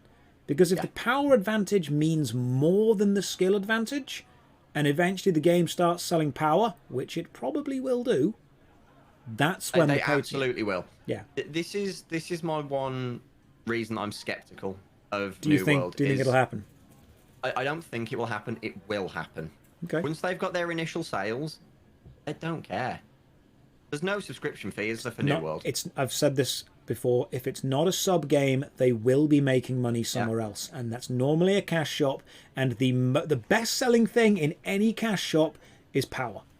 Yeah, their XP boosts that they did, that annoyed me, because what they did is which order was this in? They said leveling up was too fast, so they nerfed the amount of XP you get by half. Fair enough. Okay. Then the next day, they add double XP buyables to their cash shop. And it's the whole create a problem, sell the solution. Yep. And I can't stand that in games. If I see a game do that, that's it, I walk away. Yeah. It doesn't matter if I'm having fun in that game, I know I'll stop having fun because of it. Mm-hmm. Got some people in the chat pointing out good stuff. If you are better in a sport than somebody else, you should personally play with a handicap against that person to make it fair. In MMO PvP, that's almost the opposite. People with maximum levels, maximum gear, and maximum skill want to take on people with no gear, no levels, and no skill because they want an easy victory. Because to them, it's not the spirit of competition that matters, it's just the victory. That's Yeah. all that matters. Yeah, it's like Grand Prix, isn't it? At this point, the faster your initial lap time, the further Yeah. ahead you're placed on the grid. It's like Exactly. You gain an advantage and you keep it and you carry on keeping Yeah. it and stuff like that. It's the problem with the MMOs is it's a perpetual forever game, which means an advantage gained is then held, and we see conglomeration and condensation of power going on and on and on and on and on and getting stronger and stronger. How long do you think New World's got? If it releases with the content that it's got now, and it releases with the PvP that it's got, where it's now unbalanced, Yeah. if it doesn't add any new content, I mean, it will do, but if it doesn't add any new content, how much content is there for the average player? Honestly, content that's there right now, 2 months, maybe? I wouldn't even say that. Even Genuinely, I think I could blow through that in a week. Yeah. There just doesn't seem to be anything of substance. Anything that is of substance is time gated. So what they've said is, originally, because when it was built, it was a PvP-focused game, wasn't it? It's gone through 3 variations, yeah. hasn't it? Yeah, now? they There was really- Classless, then Holy Trinity, and Yeah. that's all in the last year as well. Yeah, So it feels like it's it feels Doesn't like know it what it doesn't. wants to Yeah, be. it's got a very very dodgy identity. So you start the game. It's pretty much built around PvP. It's built around the controlling of cities and the owning of cities and the owning of areas and zones. Let's say that you don't want a PvP because statistically most MMO players don't. I know that the PvP crowd is very vocal and very loud and very Yeah. PvP is amazing. It's not as big as people think it is. It's a very small No. contingent of players. RuneScape's proven that. Oh, the vote. The vote We'll with get onto that in a bit. We will. Pareto principle, perfectly in action. That vote was 80-20 split. That is the exact Pareto principle. That is perfect. I actually have a theory about that. We will get to that. Yeah, I think they fudged the poll. Ooh, that's an accusation there. We're going to come on to that accusation in a second. But no, if you're a regular PvE player and you're not actually bothered about getting it, because Jagex Shogun is in the chat right now, so you get to chat to him. Shogun, Cal's not going to hold back. I'm not. So with New World, I really think the average player is going to do PvE. They're going to gather materials, make a weapon, do some fighting, realize that there is no point turning PvP on ever. If you're not a PvP focused player, there's no point doing it. Plus 5% XP. Not worth it. Exactly. Here's the thing, right? If I'm doing a quest, and if in a day I get killed by a PvPer, that's the 5% XP bonus gone. Because by the time you've got back there, and because the respawns are far. It's wasted time. They're not quick to get back to. One death and it's wasted a day worth of leveling. Jagex Shogun has invited us for a drink to have a discussion about that. So if we take him up on that and then you don't see us again, or we are exclusively streaming RuneScape 3, or old school at all, or making videos about how great Treasure Hunter is, or how fantastic, how much we love Solomon's Store, just know we're in trouble. Okay, that would be that's a cry for help. So let's talk about RuneScape with Group Iron Man, because I'm excited for Group Iron Man. I'm so excited. In fact, I was going to say this. I have got, if you're still willing to come on this team, I've got us a full skilled team of Iron Men. Sure, let's do it. We can make some Iron Man stuff. We've got a team of 5. Yeah, so the Iron Man mode, for anyone who's unsure, I'm pretty sure most people in the chat probably know, but RuneScape is a great MMORPG, a phenomenally good MMORPG. And Iron Man mode is no trading with other players, no using the Grand Exchange, no picking up what other players drop. Basically, you stand alone. You go through the entire game single solo. player in a multiplayer world. Yes. You might as well treat every other player as NPCs, because you can't interact. And now people have got Group Iron Man, which is multiplayer, single player. So you start your group, and you can only have, 5 people in a group, is it? Between 2 to 5 for two to 5 people. So then you go through, and if I get a drop, I could trade it to someone else in my Iron Man group. That's it. So people have said, what's the point? They've said, what's the point in playing a solo game mode alone? And I said, it's like being solo with people you actually like. Yeah. It's like, instead of going to a huge club with everyone there and not interacting with anyone, it's going to a club with a group of mates. And do you know what? There's going to be so many exciting moments that wouldn't exist anywhere else. Think of it like this. Let's say you go off to Bandos and I don't even know you've gone there and I'm just at Zulrah. Yep. And then you come back and just hand me off a Godsword hilt that you've just got. It's a huge moment. And it turns out a couple of days ago, I didn't even know that you finished the Godsword Blade. Yeah, Which means suddenly we've got a Godsword together. That's how it works. So you can have one person who's going to do lots of fletching and fishing and cooking and mining and smithing. Yeah. You know, people always say, "Oh, I wish I could be a smither. I wish I could be a skiller in an MMORPG game." There you go. Group Iron Man. You want to start a Group Iron Man with someone else and you only want to do skilling? Sweet. They can come to you and say, "Hey, I'm going to go and kill some bosses. Have you got a load of sharks?" Yep, here you go. Here's all the sharks. You've not got to bother doing them yourself. And this is the thing. RuneScape is such a long game in terms of getting to max level. You will filter into different roles. You won't be taking up all, 5 roles. Like, you might be mining. I said this. We've actually got a spreadsheet that we've put together where we're big brain in this of how to get to the content we want to do, bossing and stuff, quickest. So, for example, we're all going to do farming runs, filter all herbs into one person so they can get up to the level of Sara Brews. Because there's no point us all making potions. And then they can give you the Sara Brews for everything. Exactly. Now, one point that someone has raised in the chat very correctly, and this ties into the Bandos thing. I don't know if you're aware of this, but you do actually need to complete the content once. No. Have they changed that? No, it was misunderstood. Okay. So, if here's how it works, and Shogun can probably tell me I'm wrong, but so 5 of us create a group. Now, if we stay together, all 5 of us from day one, because you can swap people out at a penalty, we're what's known as a prestige group. So we were together from day one from Tutorial Island, and we've stayed that way. We can freely trade whatever we want and use it. If we ever lose someone and replace them, we are no longer a prestige group. Then we have to get 1 kill in the respective bosses. Right. 1 kill, and if I'm right, 1 kill with that group, like since the creation of this new group. So this is to stop people selling Group Iron Man items from group to group. So let's say you're in a group that's with 4 of your other accounts and you get a Twisted Bow. You don't want it. You'll say, "Hey, I'll sell it to your group. Swap me out." Well, right, so they've now got to go and get a kill in Chambers of Xeric. So they lose one person, they pay you a load of money, and you go into their group, and then you give them the bow and send them with the bow. And right, so a prestige group doesn't have that limitation. Yeah, exactly. And for example, there's a trade limit on non-prestige groups. So if we sub you out for someone else, our trade limits drop down to like 2 mil per week or something. Gotcha. So we can't trade these items or do any of that. And this new person doesn't have access to the guild bank, the group bank, I believe. And then after another week, it goes up to 5 mil, 10 mil. And then after a month, it's uncapped. So it's to stop the quick cycling. Right. Like, they can still do it, but it's not worth it at that point. For anyone in the chat, this is old school RuneScape Group Iron Man mode that's coming out soon. Now, the interesting thing about old school RuneScape is all of its updates are polled to the community, and anyone who's a member gets to vote. And I believe the old school RuneScape Group Iron Man poll was the 2nd most voted on poll of all time. It had, I think it was like 120,000 people voted. I'm pulling it up now. Okay, which is very, very high. But what has happened is, old school RuneScape has a very active and very passionate, for want of a better word, PvP community. And a lot of the big streamers are PvP players.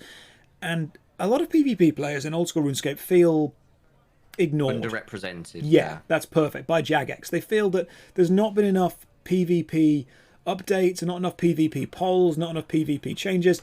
And whenever there is a PvP update, a lot of people vote no on the poll. And some people say it's player versus enemy or player versus environment players spite voting. They say, "Hey, we're going to vote no on your PvP poll because we don't want you to have PvP updates, and we don't PvP, so we don't care." Yeah. And PvP players feel really hard done by. So the PvP community launched this campaign to vote no on Group Iron Man. They said, "Vote no, vote no, vote no. We're going to spite vote you to see how you like it." And to pass, a poll needs to get, is it 75%? 75, yeah. So it needs to get 75% approval from the community. And the poll results are now hidden until the poll is over. And that is an update that the community were asking for months. People were saying, double-edged sword, though. It is, because people wanted the poll results hidden. Because if you can see the results live as they come in, yes and no, you can begin to get a feeling of what's going to happen relatively quickly. Yeah, and this has a bit more to it. So, yes, like you say, spite voting against PvEers, but then the Deadman tournament went absolutely tits up, and Jagex aren't even going to deny that it did. Yeah, And Jagex then can't streamers- host a tournament. No. They've never managed to If you're host a not successful hosting tournament. one, if you're hosting one that isn't on LAN, don't. That's my advice to Don't everybody. do it. Just don't. But it was such a disaster that the last fight in the game was 15 seconds of freezes, 5 seconds of gameplay that sped up, and then 15 seconds of freezes again. It was awful. horrendous. It got to the point that the two people in the finals had a truce and just stood in opposite ends of the arena Just to prove a Because- point. to prove a point that it's so laggy that they don't want to fight it out like this because it's a disappointing fight. Because Well- then they're not going to be able to see or react or do anything. It's just Yes. random clicking and hope someone else random clicks worse than you. Yeah, and now you need to remember, streamers that are PvP streamers have spent 2 weeks building up to this. This is a big thing, and a lot of the streamers aren't just, mediocre PvPers. They are incredibly good. Oh, they're And damn good at what they do. I'll I mean, use Odablock as a Yeah. example. Not a fan of his content, No. but he's an incredible PvPer. yep. Now the problem is, I think it was him that died halfway through a fight due to a freeze, or it just DC'd him. Like, Yeah. he got logged out and his partner got put through to the next round. I don't That's- like the guy personally because of his type of content, but he did not die due to a lack of skill. No, He's he is incredibly an skilled. incredibly skilled PvPer. Yeah. Yeah, but here's the thing. He then said he was angry, and I know why he did it, but it wasn't the right thing to do. He said, "Go vote no to Group Iron Man." To spite Jagex this time, because here's Yes. the thing: Jagex have spent 3 years developing this update, and then they've polled it, and they know that if Jagex scrap this, they've got nothing. Yeah. And players are desperate for something right now. This is not the first time that Jagex would have developed something and then, well, no, there's a bit of a difference. There was Warding. a skill, warding. Now, RuneScape Old School hasn't had a new skill in... It hasn't had a new Ever. skill. Yeah, that's it's exactly never. what it is. RuneScape 3 has now just got skills being thrown at it, but Old School RuneScape has never had a new skill because people with maxed capes don't want to get another maxed cape. And warding was meant to fill in the gap between crafting and smithing. So smithing makes melee armor, crafting makes ranged armor. Warding was meant to make magical armor by breaking down components. And when they polled warding, it didn't pass. But that's okay because they hadn't really started developing it. They'd got a framework, they've got an idea, they've got like a design document. I had been told something, Mm-hmm. and I don't know how true this is. Okay. I had been told that they'd actually put in a hell of a lot more time than they'd shown, Dude, that would have been And- bad. and that they hadn't shown, that how complete it was, because they didn't want people To to spite vote vote it. against it. Yeah, I don't know if that's true, but from the person who told me this, it's quite likely that Yeah.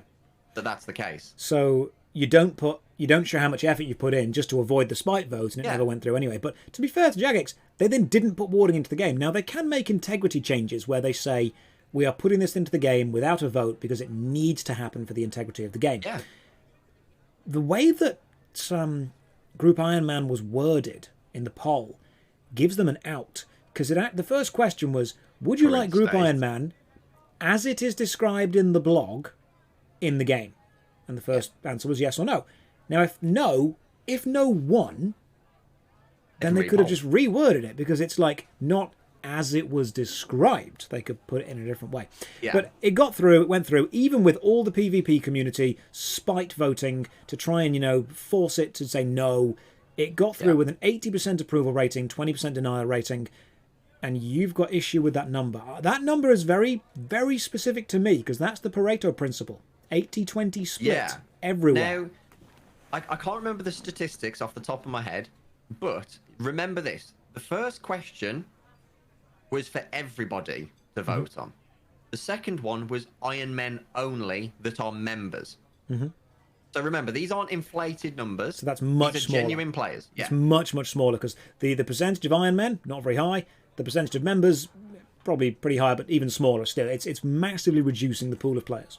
So the Iron Man question had a third of the votes of the non-Iron Man question, which is massively, massively skewed compared to the active non-Iron Man players versus active Iron Man players. Now, a lot of people pointed this out. I mean, I'm happy it passed. I've been dying for this. Yeah, it's going to be cool, but it needs to pass with The integrity. amount, yeah, but the amount of spite voting that happened Me and my Discord were convinced that this would fall flat on its face. Like, we were thinking 50-50 as an absolute maximum. But here's the thing. I think Jagex would have fudged the poll. Yep. Because this is 3 years of work. Nearly 4 years. And think of the people who have been hanging on to RuneScape because of this. I'm one of them. This is the double-edged sword of hiding the poll results. You prevent people from following the crowd because you don't let them see what the result is already, but you can then put whatever you want. Someone in the chat just asked what the Pareto principle is. I was going to explain that briefly, if that's okay with you, go Cal. for it. There is a scientific phenomenon called the Pareto principle, and it's an 80-20 split, and you see it in almost every part of life. And what it basically means is 80% of the output of a system is often the result of 20% of the input. And you can find this 80-20 split everywhere. 80% of your carpet will only get walked on 20% of the time, but 20% of your carpet will get walked on 80% of the time. 20% of the members of staff in any company will earn 80% of the income for that company, and 20% will get paid 80% of the outgoings of that company. It is absolutely phenomenal how it stacks up. You can find it everywhere. It's just crazy. So when I say that 80-20, 80% of players are probably PvE and 20% are probably PvP players. That seems like a fair split to me. If ever I don't have data on something, you can apply the Pareto principle. And you're although probably right. Yeah, you're going to be pretty damn accurate with whatever kind of guess you go for it. So to say this got 80% yes and 20% no is really convenient for that exact principle. Yeah, it's... And it gets... If you look into the statistics, so they posted a graph of all the votes, because, and here's the thing, nobody asked them to do this. Nope. They posted a graph of the timeline of all the votes that occurred throughout this entire poll of a week, right? Now, for them to do that without anyone really asking shows that they think people don't trust them already with the poll. And there's something really interesting here. The time frame for both of these spite votes, you know, the events that occurred, so like on the 19th, I want to say, for the dead man, or the 20th, no adjustment at all. It's exactly the same as the day before, the day after. But we know, right? Odablock's community are a bunch of stands. Like, if he says spite vote, people will spite vote. You expect a spike on that day. There was only 2k votes on that day, as there were the day before and the day after. Which does not mathematically match up with what we'd expect to see. Because here's the thing. The majority of PvPers don't even vote in polls anyway, because they don't, they don't revolve around them. They don't care, yeah. So for them to be asked to spite vote by quite a few creators, actually, like big creators, with probably like a total live viewing of like what 15, if more than that, because it was Deadman, probably like what 30,000 at least. Yep. And for the votes to not even have changed 1% during the spite vote period, I feel like that's just too convenient. Yeah, it's weird. So people in the chat are asking. When someone says the 80-20, you see it everywhere. What's that? Is it the Baader-Meinhof phenomenon, where as soon as you learn about something, you begin to see that thing everywhere? Yeah. There's a name for that. It's Baader-Meinhof. Someone's also just put, I work in a warehouse for a web shop, just looked into sales, and about 24% of their items make up 80% of the sales. It is weird. It really is. I mean, you look at a shop, any shop, 80% of their profit will come from 20% of the items they sell. It's crazy that it works like this. Walk into Games Workshop, 80% of the floor space is given to Space Marines, which is about 20% of their actual overall range. Yeah. And then you've got the golden ratio as well, which is an 80-20 yeah, split it is. That's what goes round, isn't it? The weird one. Yeah. It's a strange mathematical It applies thing. to everything, pretty much. Yeah. So what do we think? Do we think that PvP players maybe just don't have the sway they think they have? Or do we think that Jagex might have done something with his numbers? Because we're not accusing. Shogun, if you're in chat, I'm not accusing you. No. It's just a... We're discussing. I came to this by myself as well, because I was looking through the data, because I was interested. I was like, I want to see how much of an effect the spite votes had. And I'm like, not even 100 votes. They didn't. They literally didn't. like 100 votes a day is variation. That's acceptable variation. Yeah. And it's going to get less and less votes each day because people have already voted early on, and that shows. But I think it's possible that they did, but It's a strong accusation, Cam. I think it's possible that they did, but I accept the fact. I accept if they did, because If they'd have said this is an integrity it's a spite change, vote. I'd have been fine with it. Yeah, like that spite voting would have ruined 3 years of, well, nearly 4 years of work for Jagex. Their income is probably massively relying on Group Iron Man, because think about it like this, Josh. Me, you, and 3 other people are all going to buy membership on a brand new account. Yeah, that's How many other people are going to do that? That's a lot of people coming in for it. The initial boost is going to be huge, and then with Group Iron Man, Hardcore Group Iron Man, even more. Do you think that... Because the whole point of the vote system... If anyone who doesn't play old school RuneScape, their voting system giving players the power to decide how the game grows is brilliant. It's stopped a lot of problems before they even started, and it's given us a lot of good content. But do you think, and this is going to sound quite controversial, do you think this needed to be polled? Because this doesn't sound like a game change. They're not actually changing anything about the game. They're adding in something new. They're adding in a new game mode and a new way to play. They're not changing how items work. They're not changing how skills work. They're not necessarily changing anything. They're just adding more content. You're absolutely spot on, and this is why I find it weird, because the wording of it, like you said, in its current state, the way I see it is that's them saying we are adding it. But do you want it like this, or do you want us to revise a few things? Because it would be, like you say, it would be silly to not add it, because we've got Iron Man, we've got Hardcore Iron Man, we've got Ultimate Iron Man. Well, now, imagine this. Like, does this change anything? No, it's content It's just that will... back-end infrastructure that needs to change, nothing else. It will only affect people who choose to play it. If you log in and you choose to play Group Iron Man, great. Yeah. Group Iron Man is not going to affect the economy, because it's going to be entirely self-contained within that group. Yeah. It's not going to affect the PvP players. It's not going to affect anyone. I don't see what Group Iron Man is going to change outside of the Group Iron Man. Yeah, and someone else made a really dumb point. They said, oh, it's to try and poll it to see if we'd rather them spend their time on something else. But they've developed it. So it's not being polled for that. It's just very, very odd. I find it really strange. It is... I honestly would have been okay if they just said, hey, we're not polling this, we're just bringing out a new version of the game. Group Iron Man mode's now out, but we'll poll any changes to Group Iron Man in the future. Yeah, which if makes sense. If in the future they said, hey, we're going to nerf the blowpipe, which they did, what should we nerf it to? And they actually asked the players what the numbers should go to. Yeah. And the players went, this is the best number for the blowpipe. And we changed it to that, which was the balanced way of doing it. Because the blowpipe was far too strong for what it was and how easy it was to get. By the way, in Group Iron Man, I am not doing Zul'Ra. Just straight up no. I'll do Vorkath. Not a problem. We've got Locust doing Zul'Ra, so Great. you can do rune crafting. Yes. Brilliant. That's what I was hoping you'd make me do. Yeah, I actually have a solution for the whole PvP spike voting thing. What is your solution? We've got it currently that Iron Men can only vote on Iron Men specific things, right? Mm-hmm. That's standard. So you can't spike vote against it.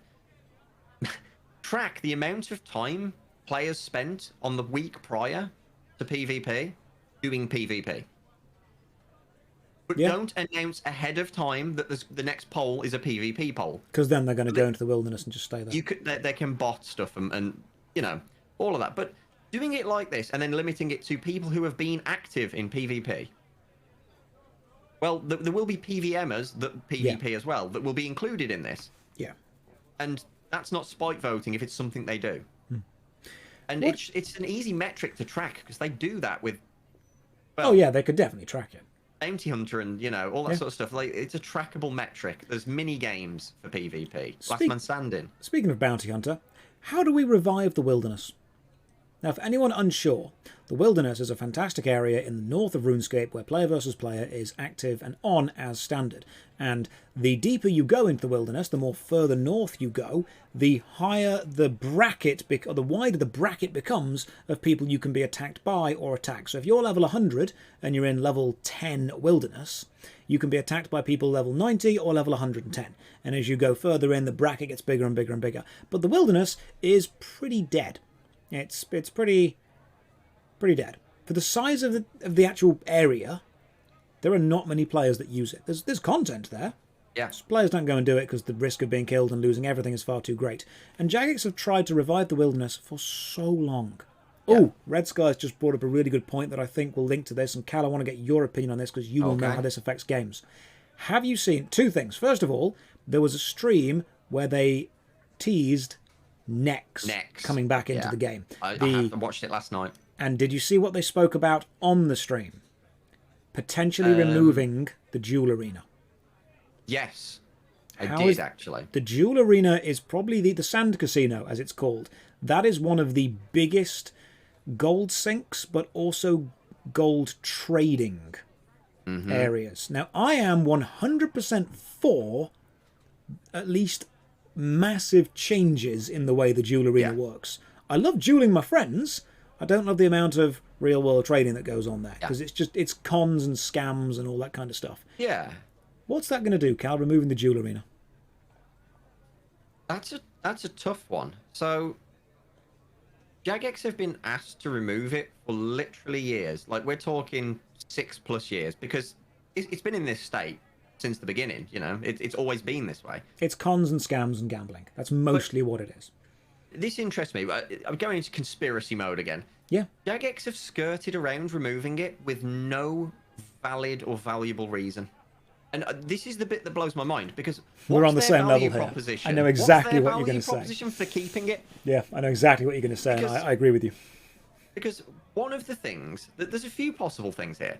One of them is, if these people are real-world trading, they're not buying the gold from Jagex. So this isn't something for Jagex to keep around for that reason. They're not buying bonds. Why would you pay twice the price when you can get it off alk.com or whatever? Which is what they do, right? They're real-world trading.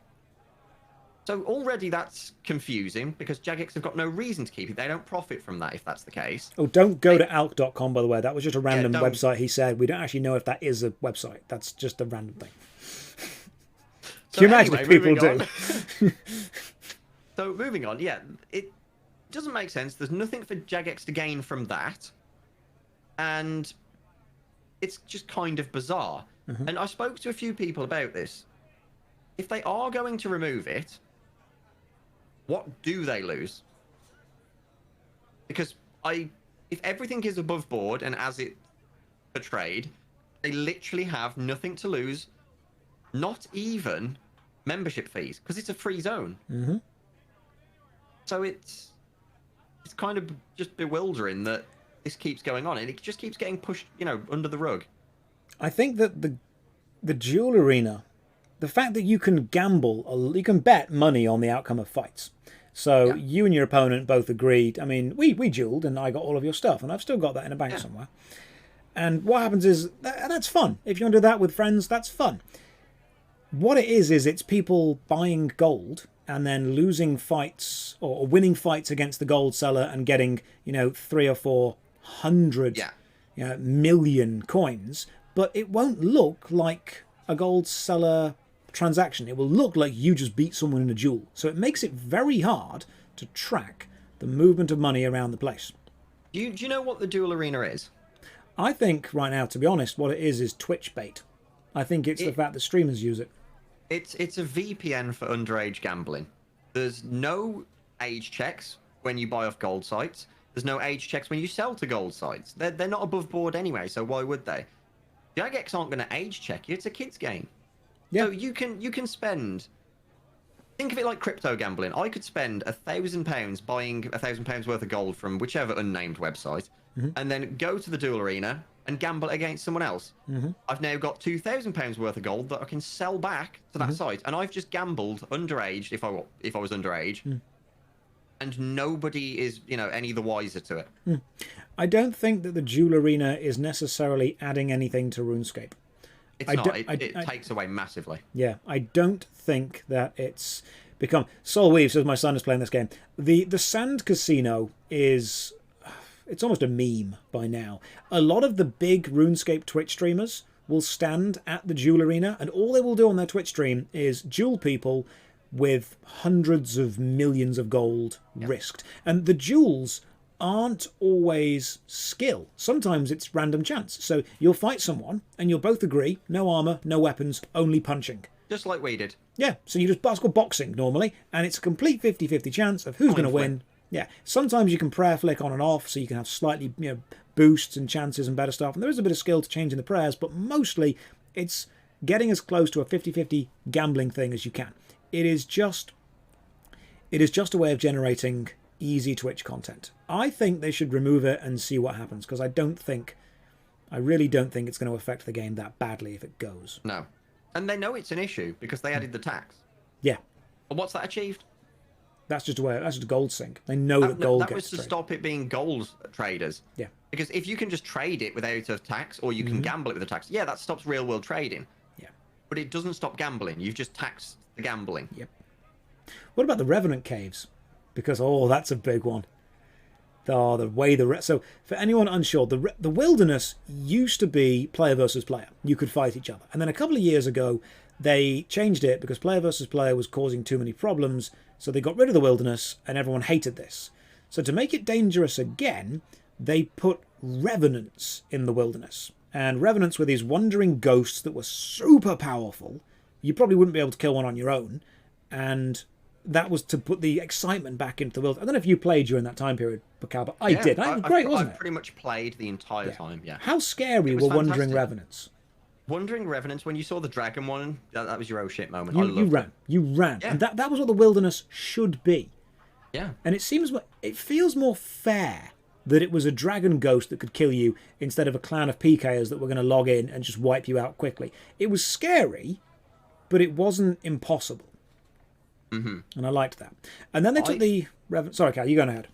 I was going to say, I think for them to ever revive the Wilderness, they need to do a lot of work. But they tried...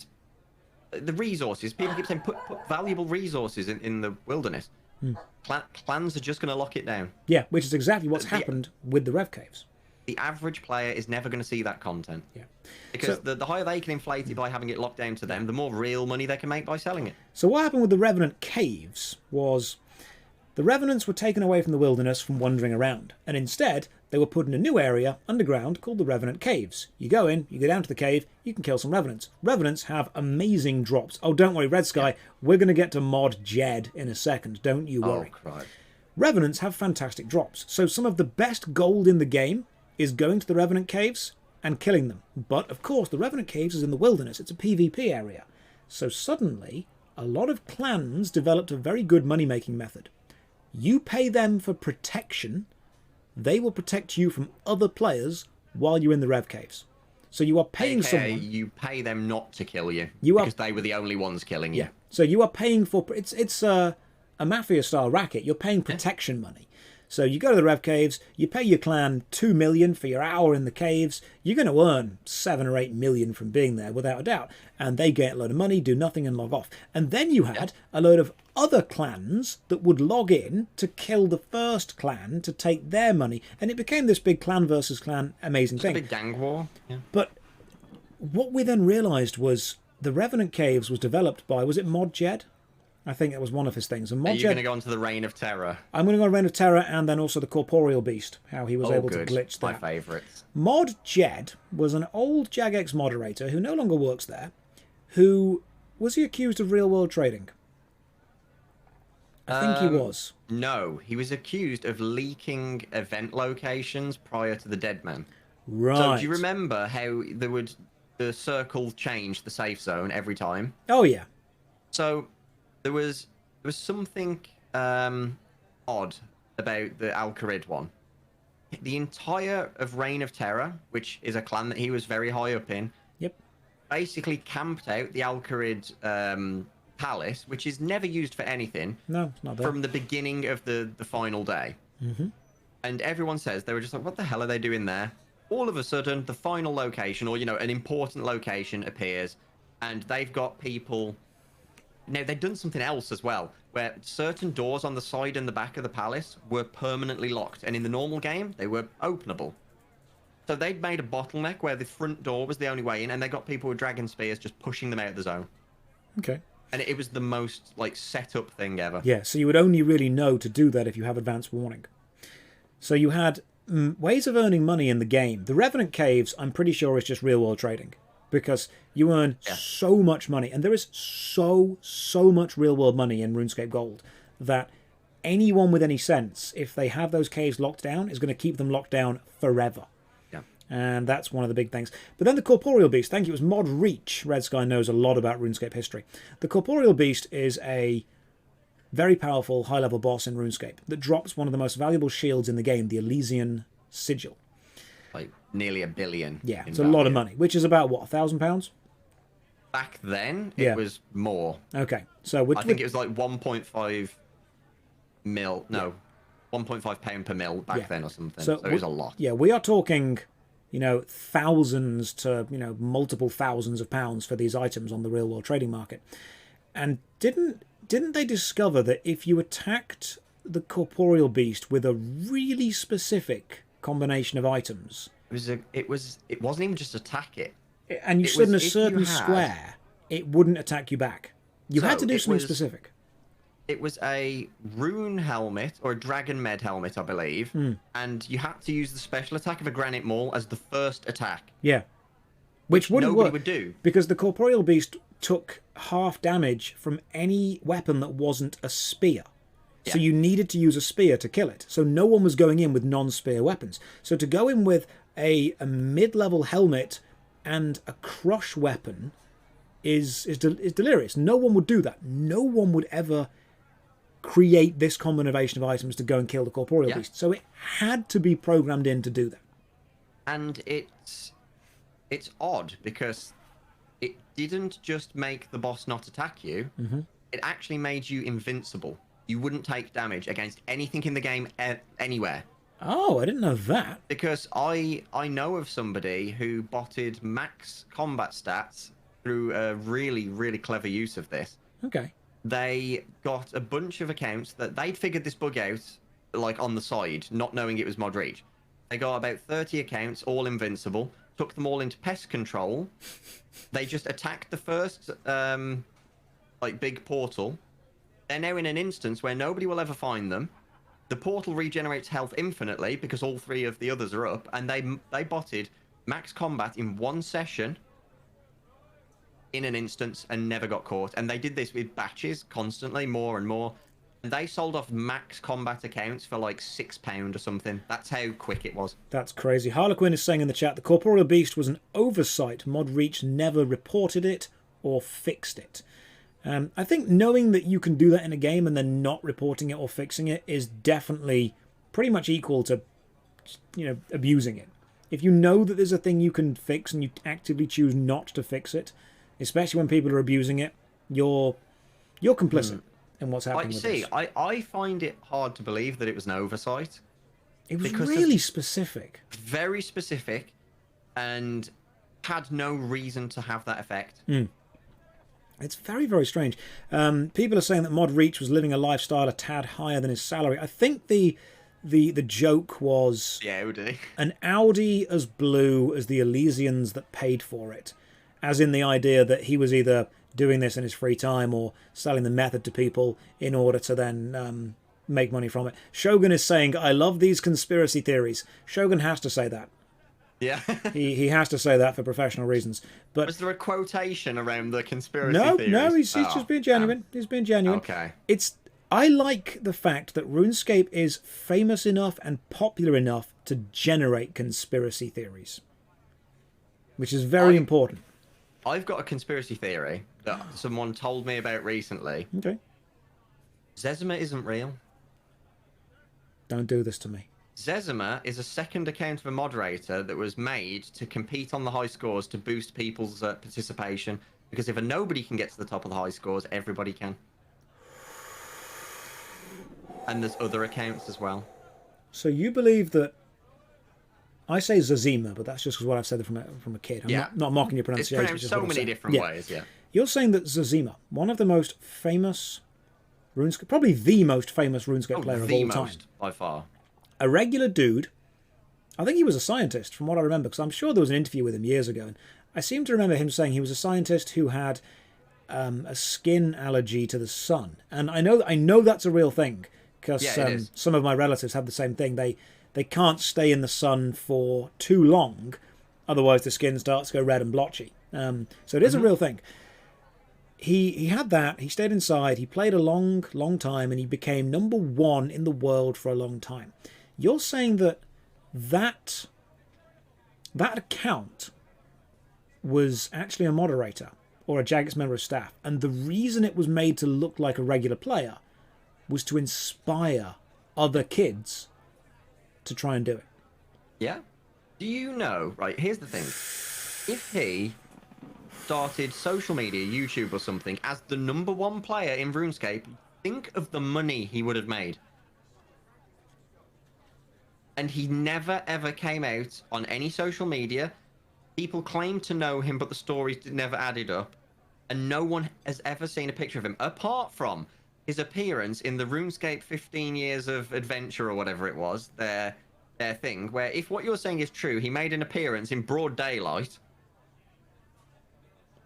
So He would have been mobbed if people knew that he was Zazima, but again, security might have been really tight around that. But this is interesting. People are saying that Zazima, the Zazima is mod mark is an April Fool. Harlequin is okay. Harlequin, mate, you've typed that like 10 times in the chat. I've read it. The Zazima is mod mark is an April Fool's prank by RS Will Miss It. Peter Zazima is a real guy. Red Sky, it's okay. You don't need to type it 10 times. I can read it now. We're not saying that it's mod mark. We're saying that the Zazima account was being run by a moderator or logged into by multiple people at the same time. It's interesting. I reckon it's a good technique and it works if it was true. Okay, that's just a theory, a Jagex game theory. Yes. MatPat is a frickin' genius of YouTube. All right, I enjoyed all of MatPat's videos right up until they all became about Five Nights at Freddy's.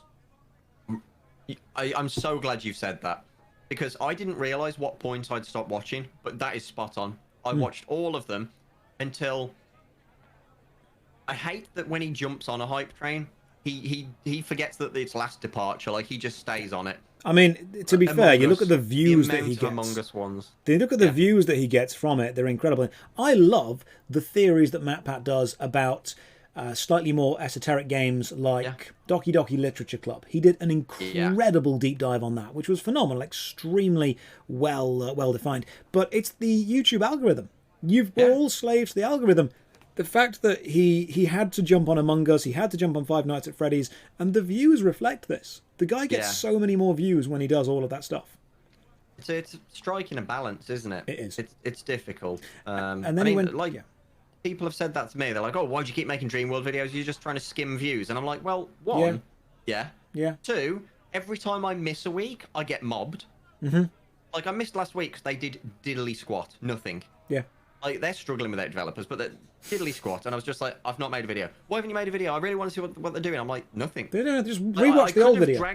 I could have dragged it into something, but you draw your line somewhere. So this week's is going to be both weeks rolled into one. For anyone in chat who's unsure about the YouTuber we're talking about, I've got a great deal of respect for a guy called Matthew Patrick, and he has 3 YouTube channels. He started off with a channel called Game Theory, and Game Theory did interesting lore dives in video games where he discussed the potential of hidden ideas and secrets and conspiracies and cults within the game, not like within the real world, but within the game itself. So, the hidden lore of Among Us, the hidden lore of Five Nights at Freddy's, the hidden lore of loads of games. And then he expanded into film theory, which again, I quite liked. There was a lot of hidden lore of certain things. I'll bring up some of his videos in a second. Yeah. And then he's recently moved into food theory. Have you seen any of the food theory videos? I haven't seen the food theory. It didn't interest me just like from the thought of it, but I don't know what it is really. I like it. a lot. I've So seen film theory. it's the food theory is more questions related to food, but it's not necessarily about cooking. So, for example, Oh, McDonald's is not necessarily in the fast food business, they are in the real estate business. And he Yeah. explains that a lot of signs. a lot of the things that McDonald's buy, they're not buying because they know they're going to make money from fast food. They're buying because they know for a fact that that land they own is going to be much more valuable in the future. They're buying very specific locations and putting all the buildings there. One of them was how long can you survive in a supermarket? If there was a global catastrophe and you were locked in a supermarket, how many calories are on the shelves? How many are going to go off before you actually get to eating them? How long could you live in a supermarket for? And we've all thought of the question. But I don't know the answer, but I'm going to take a guess because I'm guessing you know the answer. I've from watched the video, theory. yeah. Is it year and a half? The actual answer they go for is kind of, it's not necessarily a trick question, but it's theoretically forever. Because you could actually grow enough food with the ingredients in a standard supermarket to keep you going forever. But if you weren't growing the food, it's about 5 years. Okay. It's about 5 years worth of calories, provided you ration it out and eat it in the correct way. Yeah. But they actually say that, in theory, you could compost all of the stuff in a supermarket and grow a variety of fruits, vegetables, and mushrooms that would create enough calories to sustain you every day forever. Okay. It's that's absolutely ridiculous. Someone in the chat saying, wasn't it 50 years? I might be misremembering a zero off it, but we can double check. But no, food theory is... difference, John. Yeah, it's 5 years. It's the apocalypse. You know, no one's going to be counting time after the first year. But what they do, he'll put a game theory video out about a video game based on a film. And then he'll put a film theory out about the same film. And then he'll put a food theory out that references food eaten in the film. And the guy is so good at cross-promotion between his channels. Yeah. It's incredible. Yeah, he's nailed the algorithm. That reminds me, though, while we're talking about game theories, what's your favourite conspiracy theory from an old game? Oh, my favourite conspiracy theory from old video games, because old video games had crazy amounts of conspiracy theories, didn't they? Yeah. There is, I mean, this is not a conspiracy theory or my favourite anything, but there is an old video game that's been pulled because it contained a topless, I think it was 16-year-old girl. There was an old PlayStation 2 game called The Guy Game, which was almost like a Playboy-style game. It was on a beach. There was an interviewer asking, scantily clad women questions, and if they got them wrong, they had to expose themselves. And there was money exchange, and it was all fine. And it turns out one of the girls that did it was 16. And as soon as they discovered that, they had to destroy every copy of the game. So, really? Yeah, that's all gone now. That's not a conspiracy theory. That's an actual real fact that happened. Okay. What is the... Okay, Mew in Pokemon Red and Blue. I thought you were going to go to Mew. That was my second favourite. Because I've actually discovered the truck. The truck is real. The truck is real. For anyone who's played Pokemon Red and Blue, right, there was a theory that you could get Mew in the game by using the keys that you found in the gambling zone to move a truck. Allow me to explain why the keys and the truck are both real, but you can't move them. The keys are found on a seat in the Rocket gambling corner, the game corner. Have you found the keys on the seat before? Yeah, I found them, and they're not used for anything else, which is what makes this suspicious. You can't even pick them up. It just keeps saying keys, keys, keys, keys, keys. And in order to get to the truck, what you need to do is, in the regular game, what happens is this. You board the SS Anne, which is the big ship. You fight. You get the cut materia. Not materia, the cut HM. I'm thinking of Final Fantasy now. The cut materia. You get the cut HM, and then you leave the ship, and the ship sails away, which means you can never get back to where the ship is. You then go through the game, and later in the game, you get the Surf HM.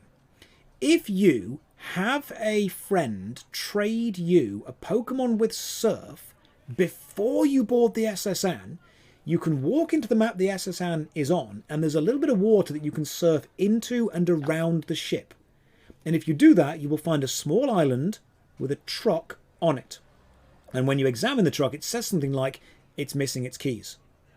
But you can't do anything with it. I've got a bit more info on that. Now, So- Mew is in the game. There is a way to get Mew, a guaranteed actual mathematical way to get Mew, because it's in the game, but it's not the truck. Tell me more about the truck, Cal. So there's more conspiracy based on the fact that in programming you've got sprites and you've got objects. A sprite is just an image that's placed there with nothing, no code. The truck was an object, meaning it was made to have code in it. It wasn't meant to just be a sprite that sat there. It was Okay. meant to do something. So it was meant to be interactable or have Yeah. a mechanical change in the game. It was interactable, it just didn't do anything. Okay. But So that doesn't mean that if you did something differently when interacting, say you had the keys, that it wouldn't do something. Now, I'm sure people went into the code and found out that it didn't, yeah. but that's why. The code of red and blue, though, is spaghetti. Red and blue were programmed on a wing and a prayer. Okay, and it always amazes me, and this always feels weird to me. The games came before the card game. That for some reason, I just think that the Pokemon card game would have released, the card game would have become popular, then they would have made a game of it, and then they would have got a TV show. No, the games, Red and Blue, came first. There's a reason it was so successful. So they were making a game, I believe, for PC. Now, Nintendo had seen what they were working on through like conventions where they were trying to raise money. And they said to, I can't think what his name is, the guy who created Pokemon. They said to him, hey, we're working on a handheld version of a PC for gaming. And they basically roped him in. And because of that, and it fit so well, like, Pokemon wasn't going to be what we see today with the interfaces and stuff. The interfaces were a result of, you've got a square screen, do something with it. Yeah. I mean, there probably were still square monitors back then, but they were more restricted. So it's, it's a strange one, isn't it? See, there is a way to get Mew in the game. And I don't know if you've done it, but I managed to do it a while ago on an emulator. It's entirely possible to do. Whenever you get into a fight with a trainer in the game, there's a numbered code that corresponds to the fight you're about to have. And then when you get into the fight, the numbered code tells the game what Pokemon to send out, what sprites to show, and all that stuff. If you play through the game until it's a climbing trainer north of the bridge with the 5 trainers that you fight on it, you have to step into his view, pause the game, and then fly away to another city. And what then happens is the game thinks that you should be in a fight, and it has this number saved. And then you go and walk around in a very specific patch of grass, and Mew will spawn. Because when the game tries to make you encounter a wild Pokemon, it uses the last number that it knows, which should be the number of the Pokemon in the grass, but is actually the number of the trainer you were about to fight. And it just so happens that fight number, when put into wild Pokemon, is the number for Mew, and it will appear. It's in the game, and it was designed to be in the game because when you went to a Nintendo event, I don't know if you remember, they had these little handheld Pokemon things that you put your cart into, and they gave you Mew on your own cart. It was just a registry editor, you put your thing in and it will just give you it. Yeah, it was meant to be able to do that, to encourage you to go to events, but people worked out that you could glitch and get Mew that way instead. Yeah. But that's not necessarily a conspiracy theory, because that's real. What we want is conspiracy theories, don't we? Yeah. So Cal, do you have any? Chat, conspiracy theories based on video games. Cal, go ahead. Yeah, okay. So my favourite conspiracy is Shadow of the Colossus, as we mentioned earlier. I really liked that game back then, even though I didn't play it back then. Okay. Now, there's 16 of these colossi, these massive just beasts. And there's reference in the code to a 17th. Now, there's been so many theories, because this is a Japanese-made game. There's so much thought put into everything. There's lore where you wouldn't think there's lore. Such as the loading screen shows the faces of the 16 colossi. Now, there is a version with the 17. However, they claimed that they'd cut 10 colossi from the game. They'd completely cut 10 because they didn't have time. But there was never a screen with all 10 of the faces. There was only the ones with 16 and 17. Okay. And there was also, have you seen the big spire that goes up in the middle of the map? It's like this big grand thing you can climb. I have. You can climb anything. There is a way to climb it. Yes. if you kill absolutely every lizard, Red lizard, isn't it? Yeah. yep, every single one, they each drop a stamina thing, which will add to your maximum amount of stamina for climbing. Only with every single one, you can make it to the top of this tower with 0.1 of a second left on your stamina. Well, with like 1 point of stamina left. Yeah. Which means it was intended for you to eventually get there after completing everything. What's up there? Nothing. But it's a fully furnished area with enough room for a Colossi boss fight. Have you watched the video where the dude goes and collects all of them and finds the items the as well. sword room, isn't it? It's underneath. Yes. Because the guy in the original Colossus, there's like a riddle, and then he finds a lot of stuff, and in the remastered version he kills every single thing, collects all the flowers, finds all the lizards, and then there's a room that you go down below, and it's the sword from, is it Ico? Yes. I'll send you the video, but there was a lot of stuff in there. But urban legends, gaming and urban legends is what we're getting into now. And isn't it fascinating? You know, earlier when we said there's not much that brings people together, because once something is known... Oh, a good conspiracy does. Mate, a good conspiracy, a good urban legend is exactly what I want to think about, exactly what I want. And let's think about them. What about all those like creepypasta EXE games? Because I love those, man. I remember the one from Skyrim where it was like a leaked modded version of Skyrim that people could never get their hands on. Okay. And it was where it turns to night and everything just becomes like warped and demonic and messed up. And it was a creepypasta, right? Yeah. But then somebody actually spent a year making this game. Yep. And they just put it out there and just never said anything. Yeah. So you've got games like Herobrine, people are saying in the chat as well, which is the random dude that follows you in Minecraft. People have spotted Herobrine, and Sonic, haunted cartridges, Lavender Town, Lavender the Town, music. that's the one where people apparently killed themselves after listening to it. Yeah, the creepy music. There's apparently some truth to that. If you run the Lavender Town music through a spectrometer, whatever those machines are called that show you the visualization of the music, doesn't it form a haunter? Yeah, this is what I was just going to check. What was it called? Lavender. Yeah, double check that for me if we. Someone let me know on Twitch if I just saw a picture and it tricked me on that one. But yeah, I'm sure there is something. It's a haunter with lots of unknowns behind it. In fact, I will open. One sec. If Cal opens a thing now and his computer just shuts off, we know it's real. Yeah. Callum.exe has stopped responding. Right, yeah, if you... Oh, that's not... Okay, that's a video that's not available. Yeah, you run the Lavender Town music through an audio to visual program, and it changes stuff around. The one that Lara Croft had a nude code, and when you actually put it in, she blew up. I know that one. Yeah. I put that in a video recently, actually. Yeah, that was a thing that happened in a video. I love the whole conspiracy theories in games. Like, can anyone think of anything in games that became greater than itself? Stories like in Portal 1 when you could find the Ratman rooms, because then there was a whole comic of the Ratman things behind it. Lara Croft back in the day. Bigfoot in Grand Theft Auto.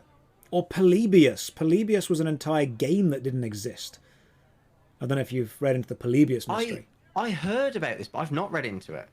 So, people can say they remember these big arcade cabinets of a game called Polybius, which was a wireframe. Imagine looking down a wireframe tunnel. And the tunnel isn't perfectly cylindrical, it's kind of got angled sides. And enemies climb up the angled sides towards you. And you have to flip which face of the tunnel you're currently shooting down to stop the enemies. And it was made into an actual game now. But people say they remember the Polybius games, and then they remember the Polybius things being taken away, and no one can find a cabinet anywhere. And the theory is it was a CIA experiment with audio-visual interfaces to see how people reacted to it neurologically to it. It's just... It's crazy. It's absolutely crazy. There's a really, really good documentary of it on YouTube. I'll see if I can stick it in the Discord. But it's been pretty much thoroughly debunked already. But it's fascinating that people think about these things. Yeah, There's good also, open, I'm trying to think what this game was that. This is another one that was a creepypasta that people then realised at a later date was actually a true story because a police officer came forward and said, no, that this was, I was on the case of this. So it was apparently a guy had murdered a girl in the woods, and then he'd made like a mud kind of, you know, exploration game. So it was kind of Zork clone. Okay. And by completing it, you got coordinates, and that was it. At the end screen, and people were like, what's that, these coordinates, because it's in this redwood forest in America or something like that. Somebody actually went there and found a dead body, Okay. and that was him admitting to it, and then he'd apparently killed himself the week before. And it's this big dark thing, and so everyone thought it was a creepypasta, but then a few police officers came forward and said, no, I was actually on that case. It's not an urban legend, it genuinely happened. Here's like the case history of it. And I find this fascinating. This is modern day myths and legends. This is what's going to become myths and legends. People are saying the kids in Goldshire in World of Warcraft.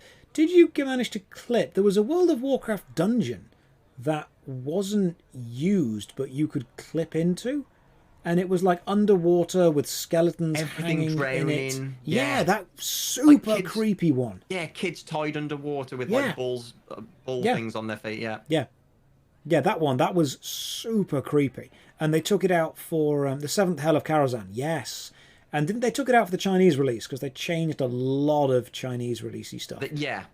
They realised that to censor it for the Chinese release, they'd have to remake the entire thing. Yeah, pretty much. I love this stuff. Internet conspiracy theories are fantastic because the internet's been around for a long time, and in the early Wild West days of the internet, we didn't know anything. People could just make stuff up, and they often did. And I think this is definitely a subject broad enough for an entire podcast on it specifically. Oh, yeah. I was about to say, what's this podcast been about? But it's kind of gone off on a bit of a tangent, which makes sense. Who'd have guessed? Yeah, because we started talking about New World, then internet conspiracies, then we went to RuneScape, and now we've got... Chat, what is this podcast about? Can anyone give us like a tagline? Because we need to have a very succinct description when this goes on Spotify. I need to title this on the YouTube. Gaming. Someone just put yes. Okay. My main description for this chat is a podcast about gaming, mostly. I think that's fair. A podcast about gaming, mostly. That's what the podcast recap's going to be called. Yeah, I think that's Two the guys mostly talk about gaming, while a Jagex moderator shakes his head in the chat. With some tangents. Yeah. There were some tangents going on there. Ooh, okay, so come on, guys. Crazy internet conspiracy theories. I think what we should do is internet conspiracy theories should be the full-on focus of the next podcast. Yeah, absolutely. Oh, for anyone unsure, Callum is uploading the VODs of the previous podcasts onto a new YouTube channel called The Tangent Tavern. Yeah, I will get a link for that. And we had Kira TV on last week, who was lovely to talk to. I think we threw him in the deep end a little bit, because we just bombarded Kira with questions. And to be fair to him, the guy was an absolute trooper and just answered all of them.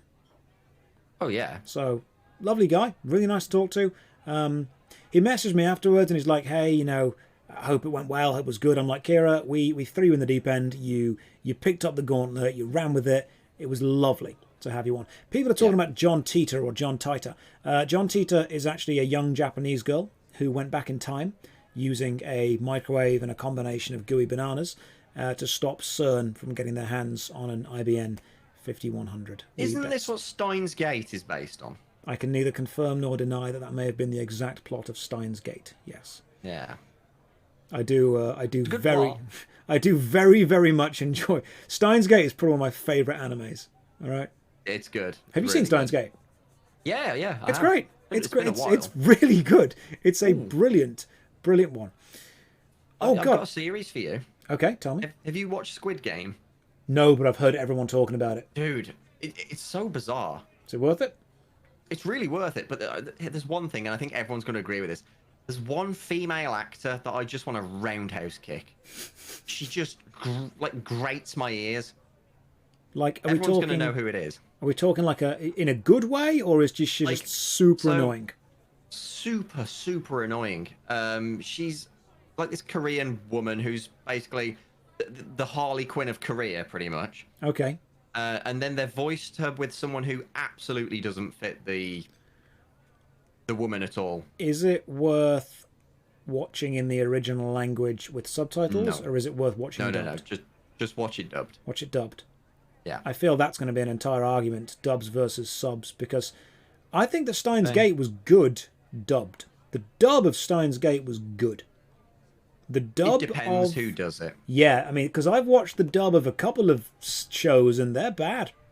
A couple of shows are badly dubbed. I mean, Yeah, I'll tell you a dub that I don't mind. Sword Art Online. Sword Art Online was an amazing dub. I don't think I watched it dubbed. I think I watched it subbed. But I no, did to begin with. yeah, we'll give it a go. We will totally give it a go. Mm-hmm. I liked the first half of Sword Art Online. Yeah. Oh, it was Second alright. series where they went off to the tree and stuff. I was like, what is this? What's going on here? The second half, when it becomes apparent who the bad guy is, I mean, I don't mind spoiling Sword Art Online for people because it's been out like 10 years now. But it's when you discover that the dude that runs the whole thing is actually in the game with them and trying to level up with them and do the whole thing. It's just, what? Yeah. What?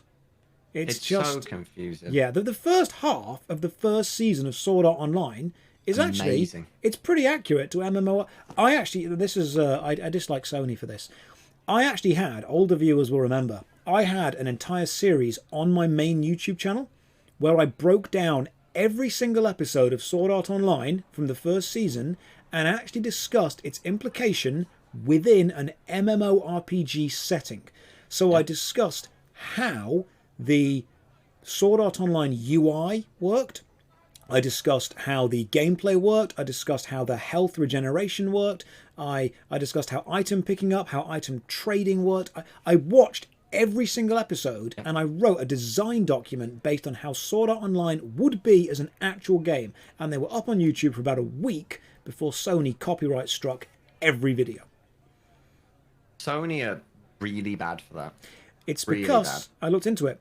Japan does not have a fair use law. No, they don't. So anything goes there. Yeah, anything in Japan is you don't get to use fair use for education or for critique or for review. Fair use is a European and an American thing. In Japan, it's if you use stuff that's not yours, tough. Yeah. Gone. Yeah, it is. It's Gone, down, done. crappy system, but Yeah. So it's a real shame. It's a real shame. Japan. Let's have a look. Dot Hack was a decent anime. We'll look into it. We will have a watch Sword Art Abridged. I've watched most of the abridged things. If I have to watch Abridged, I tend to go back to Yu-Gi-Oh! Abridged. I recently watched the first series of Yu-Gi-Oh! Again. Oh, I love... took me back. Mate, the first season of Yu-Gi-Oh! With Pegasus, and even the Battle City arc, is brilliant.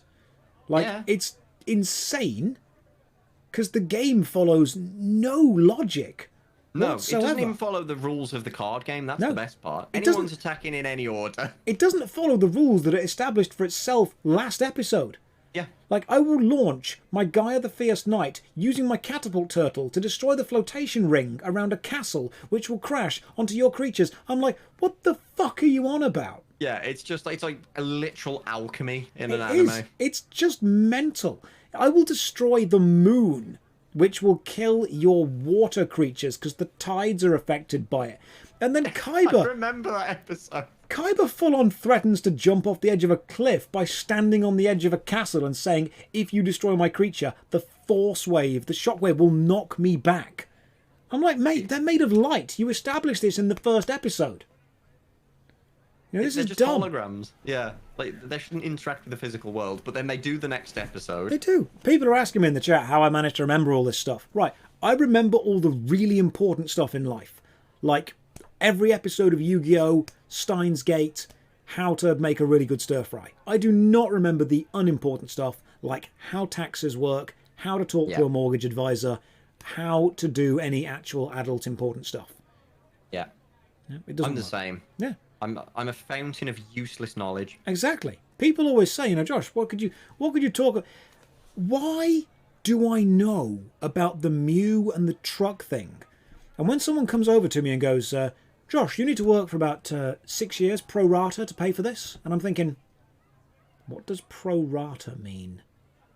I should probably know this, being within the professional world. Yeah. You ever been in a professional situation when someone asks you a question that sounds really adult and really grown up, and you really think you should know it, and you just don't know what this means? Yeah. Or when someone makes a really intellectual joke, and you're there going, and I have no idea what you're on about.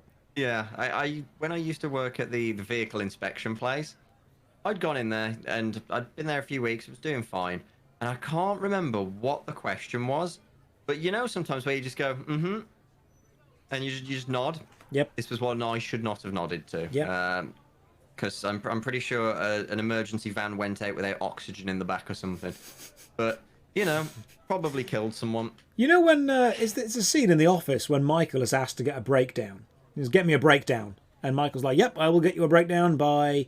And David says, "Get me it by Monday," and Michael says, "I will do one better. I will get it you by Sunday." And David says, "That's not going to change because I'm not in work till Monday."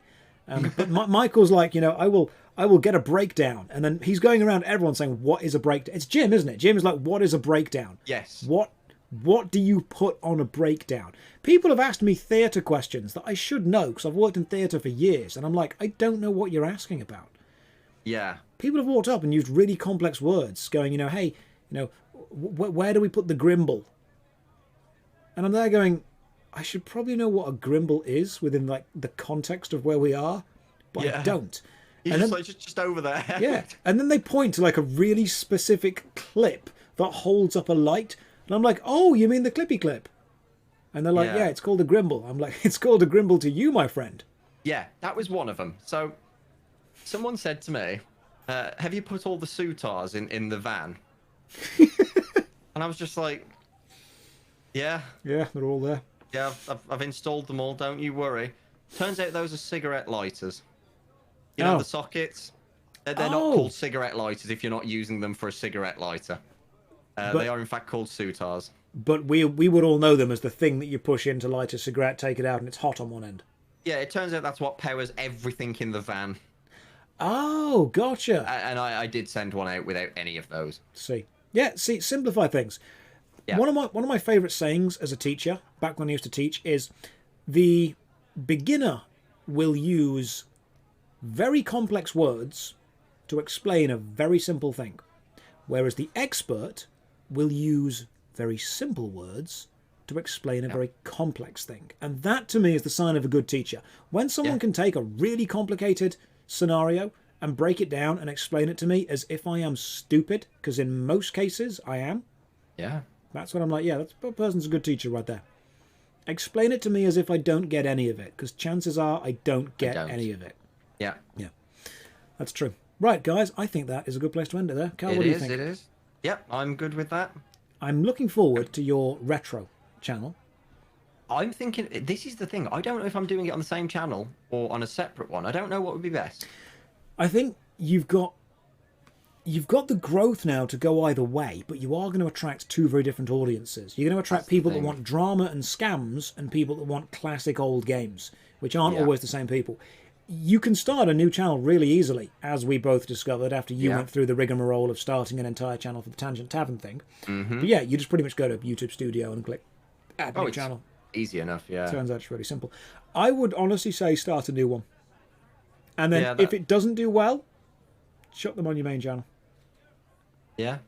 Start a new one, see if it works, and then grab a new group of people, because YouTube is also going to promote your channel to people similar to the people that already watch it. So that is true. Your scam MMO stuff is going to be promoted to people who like scams and who like MMOs and who like all that kind of stuff. If you start putting classic, actual, serious reviews on there, you're watering... Oh, they're not going to be serious. Oh, okay. Yeah, you're going to water down your potential audience for both of them, which I think is a shame. True. That's true. I mean, maybe I'm talking shit, and maybe it'll work really well on your main channel. It could do. I think I'll probably do a pilot episode test on the main channel. Yes. See if it's got enough interest to make it its own channel. Yeah. I did that with the Rayman and the... I might just re-upload the Dino Crisis video I did to the new channel, because I was really proud of that video, even though it did really badly. Do But, it. I'll see what I can do. Anyway, guys, thank you very much for joining us. We've had a couple of people over here asking questions. This video will be uploaded to the Tangent Tavern YouTube stuff. You can join myself or Callum's Discord. All the stuff is on the screen. If you're listening on a podcast service, thank you very much for tuning in. And what's the lesson this week, Cal? What are we leaving the viewer with? Oh, The truck was real, but it was an object, not a sprite, even though it doesn't do anything. And I think Jagex don't melt steel beams. Jagex can't melt steel beams. It's true. It's very true. The Jewel Arena should probably go away. The Jewel Arena is not under the truck, It's not. even though No. it should be. It should be under the truck. Because then Zazima might not be a real person Yeah. Zazima might be a 16-year-old girl. who was in a game that got banned. I knew that was coming. Tangent Tavern, gaming theories and possible murders, in brackets. Also, Yu-Gi-Oh! Makes no sense. Yeah, that's how it works. Anyway, guys, thank you very, very much for joining me. Callum, thank you very much to everyone who has come from your stream as well. Yeah, thank you, everybody. The last episode will be going up on YouTube right after this. And we will see you all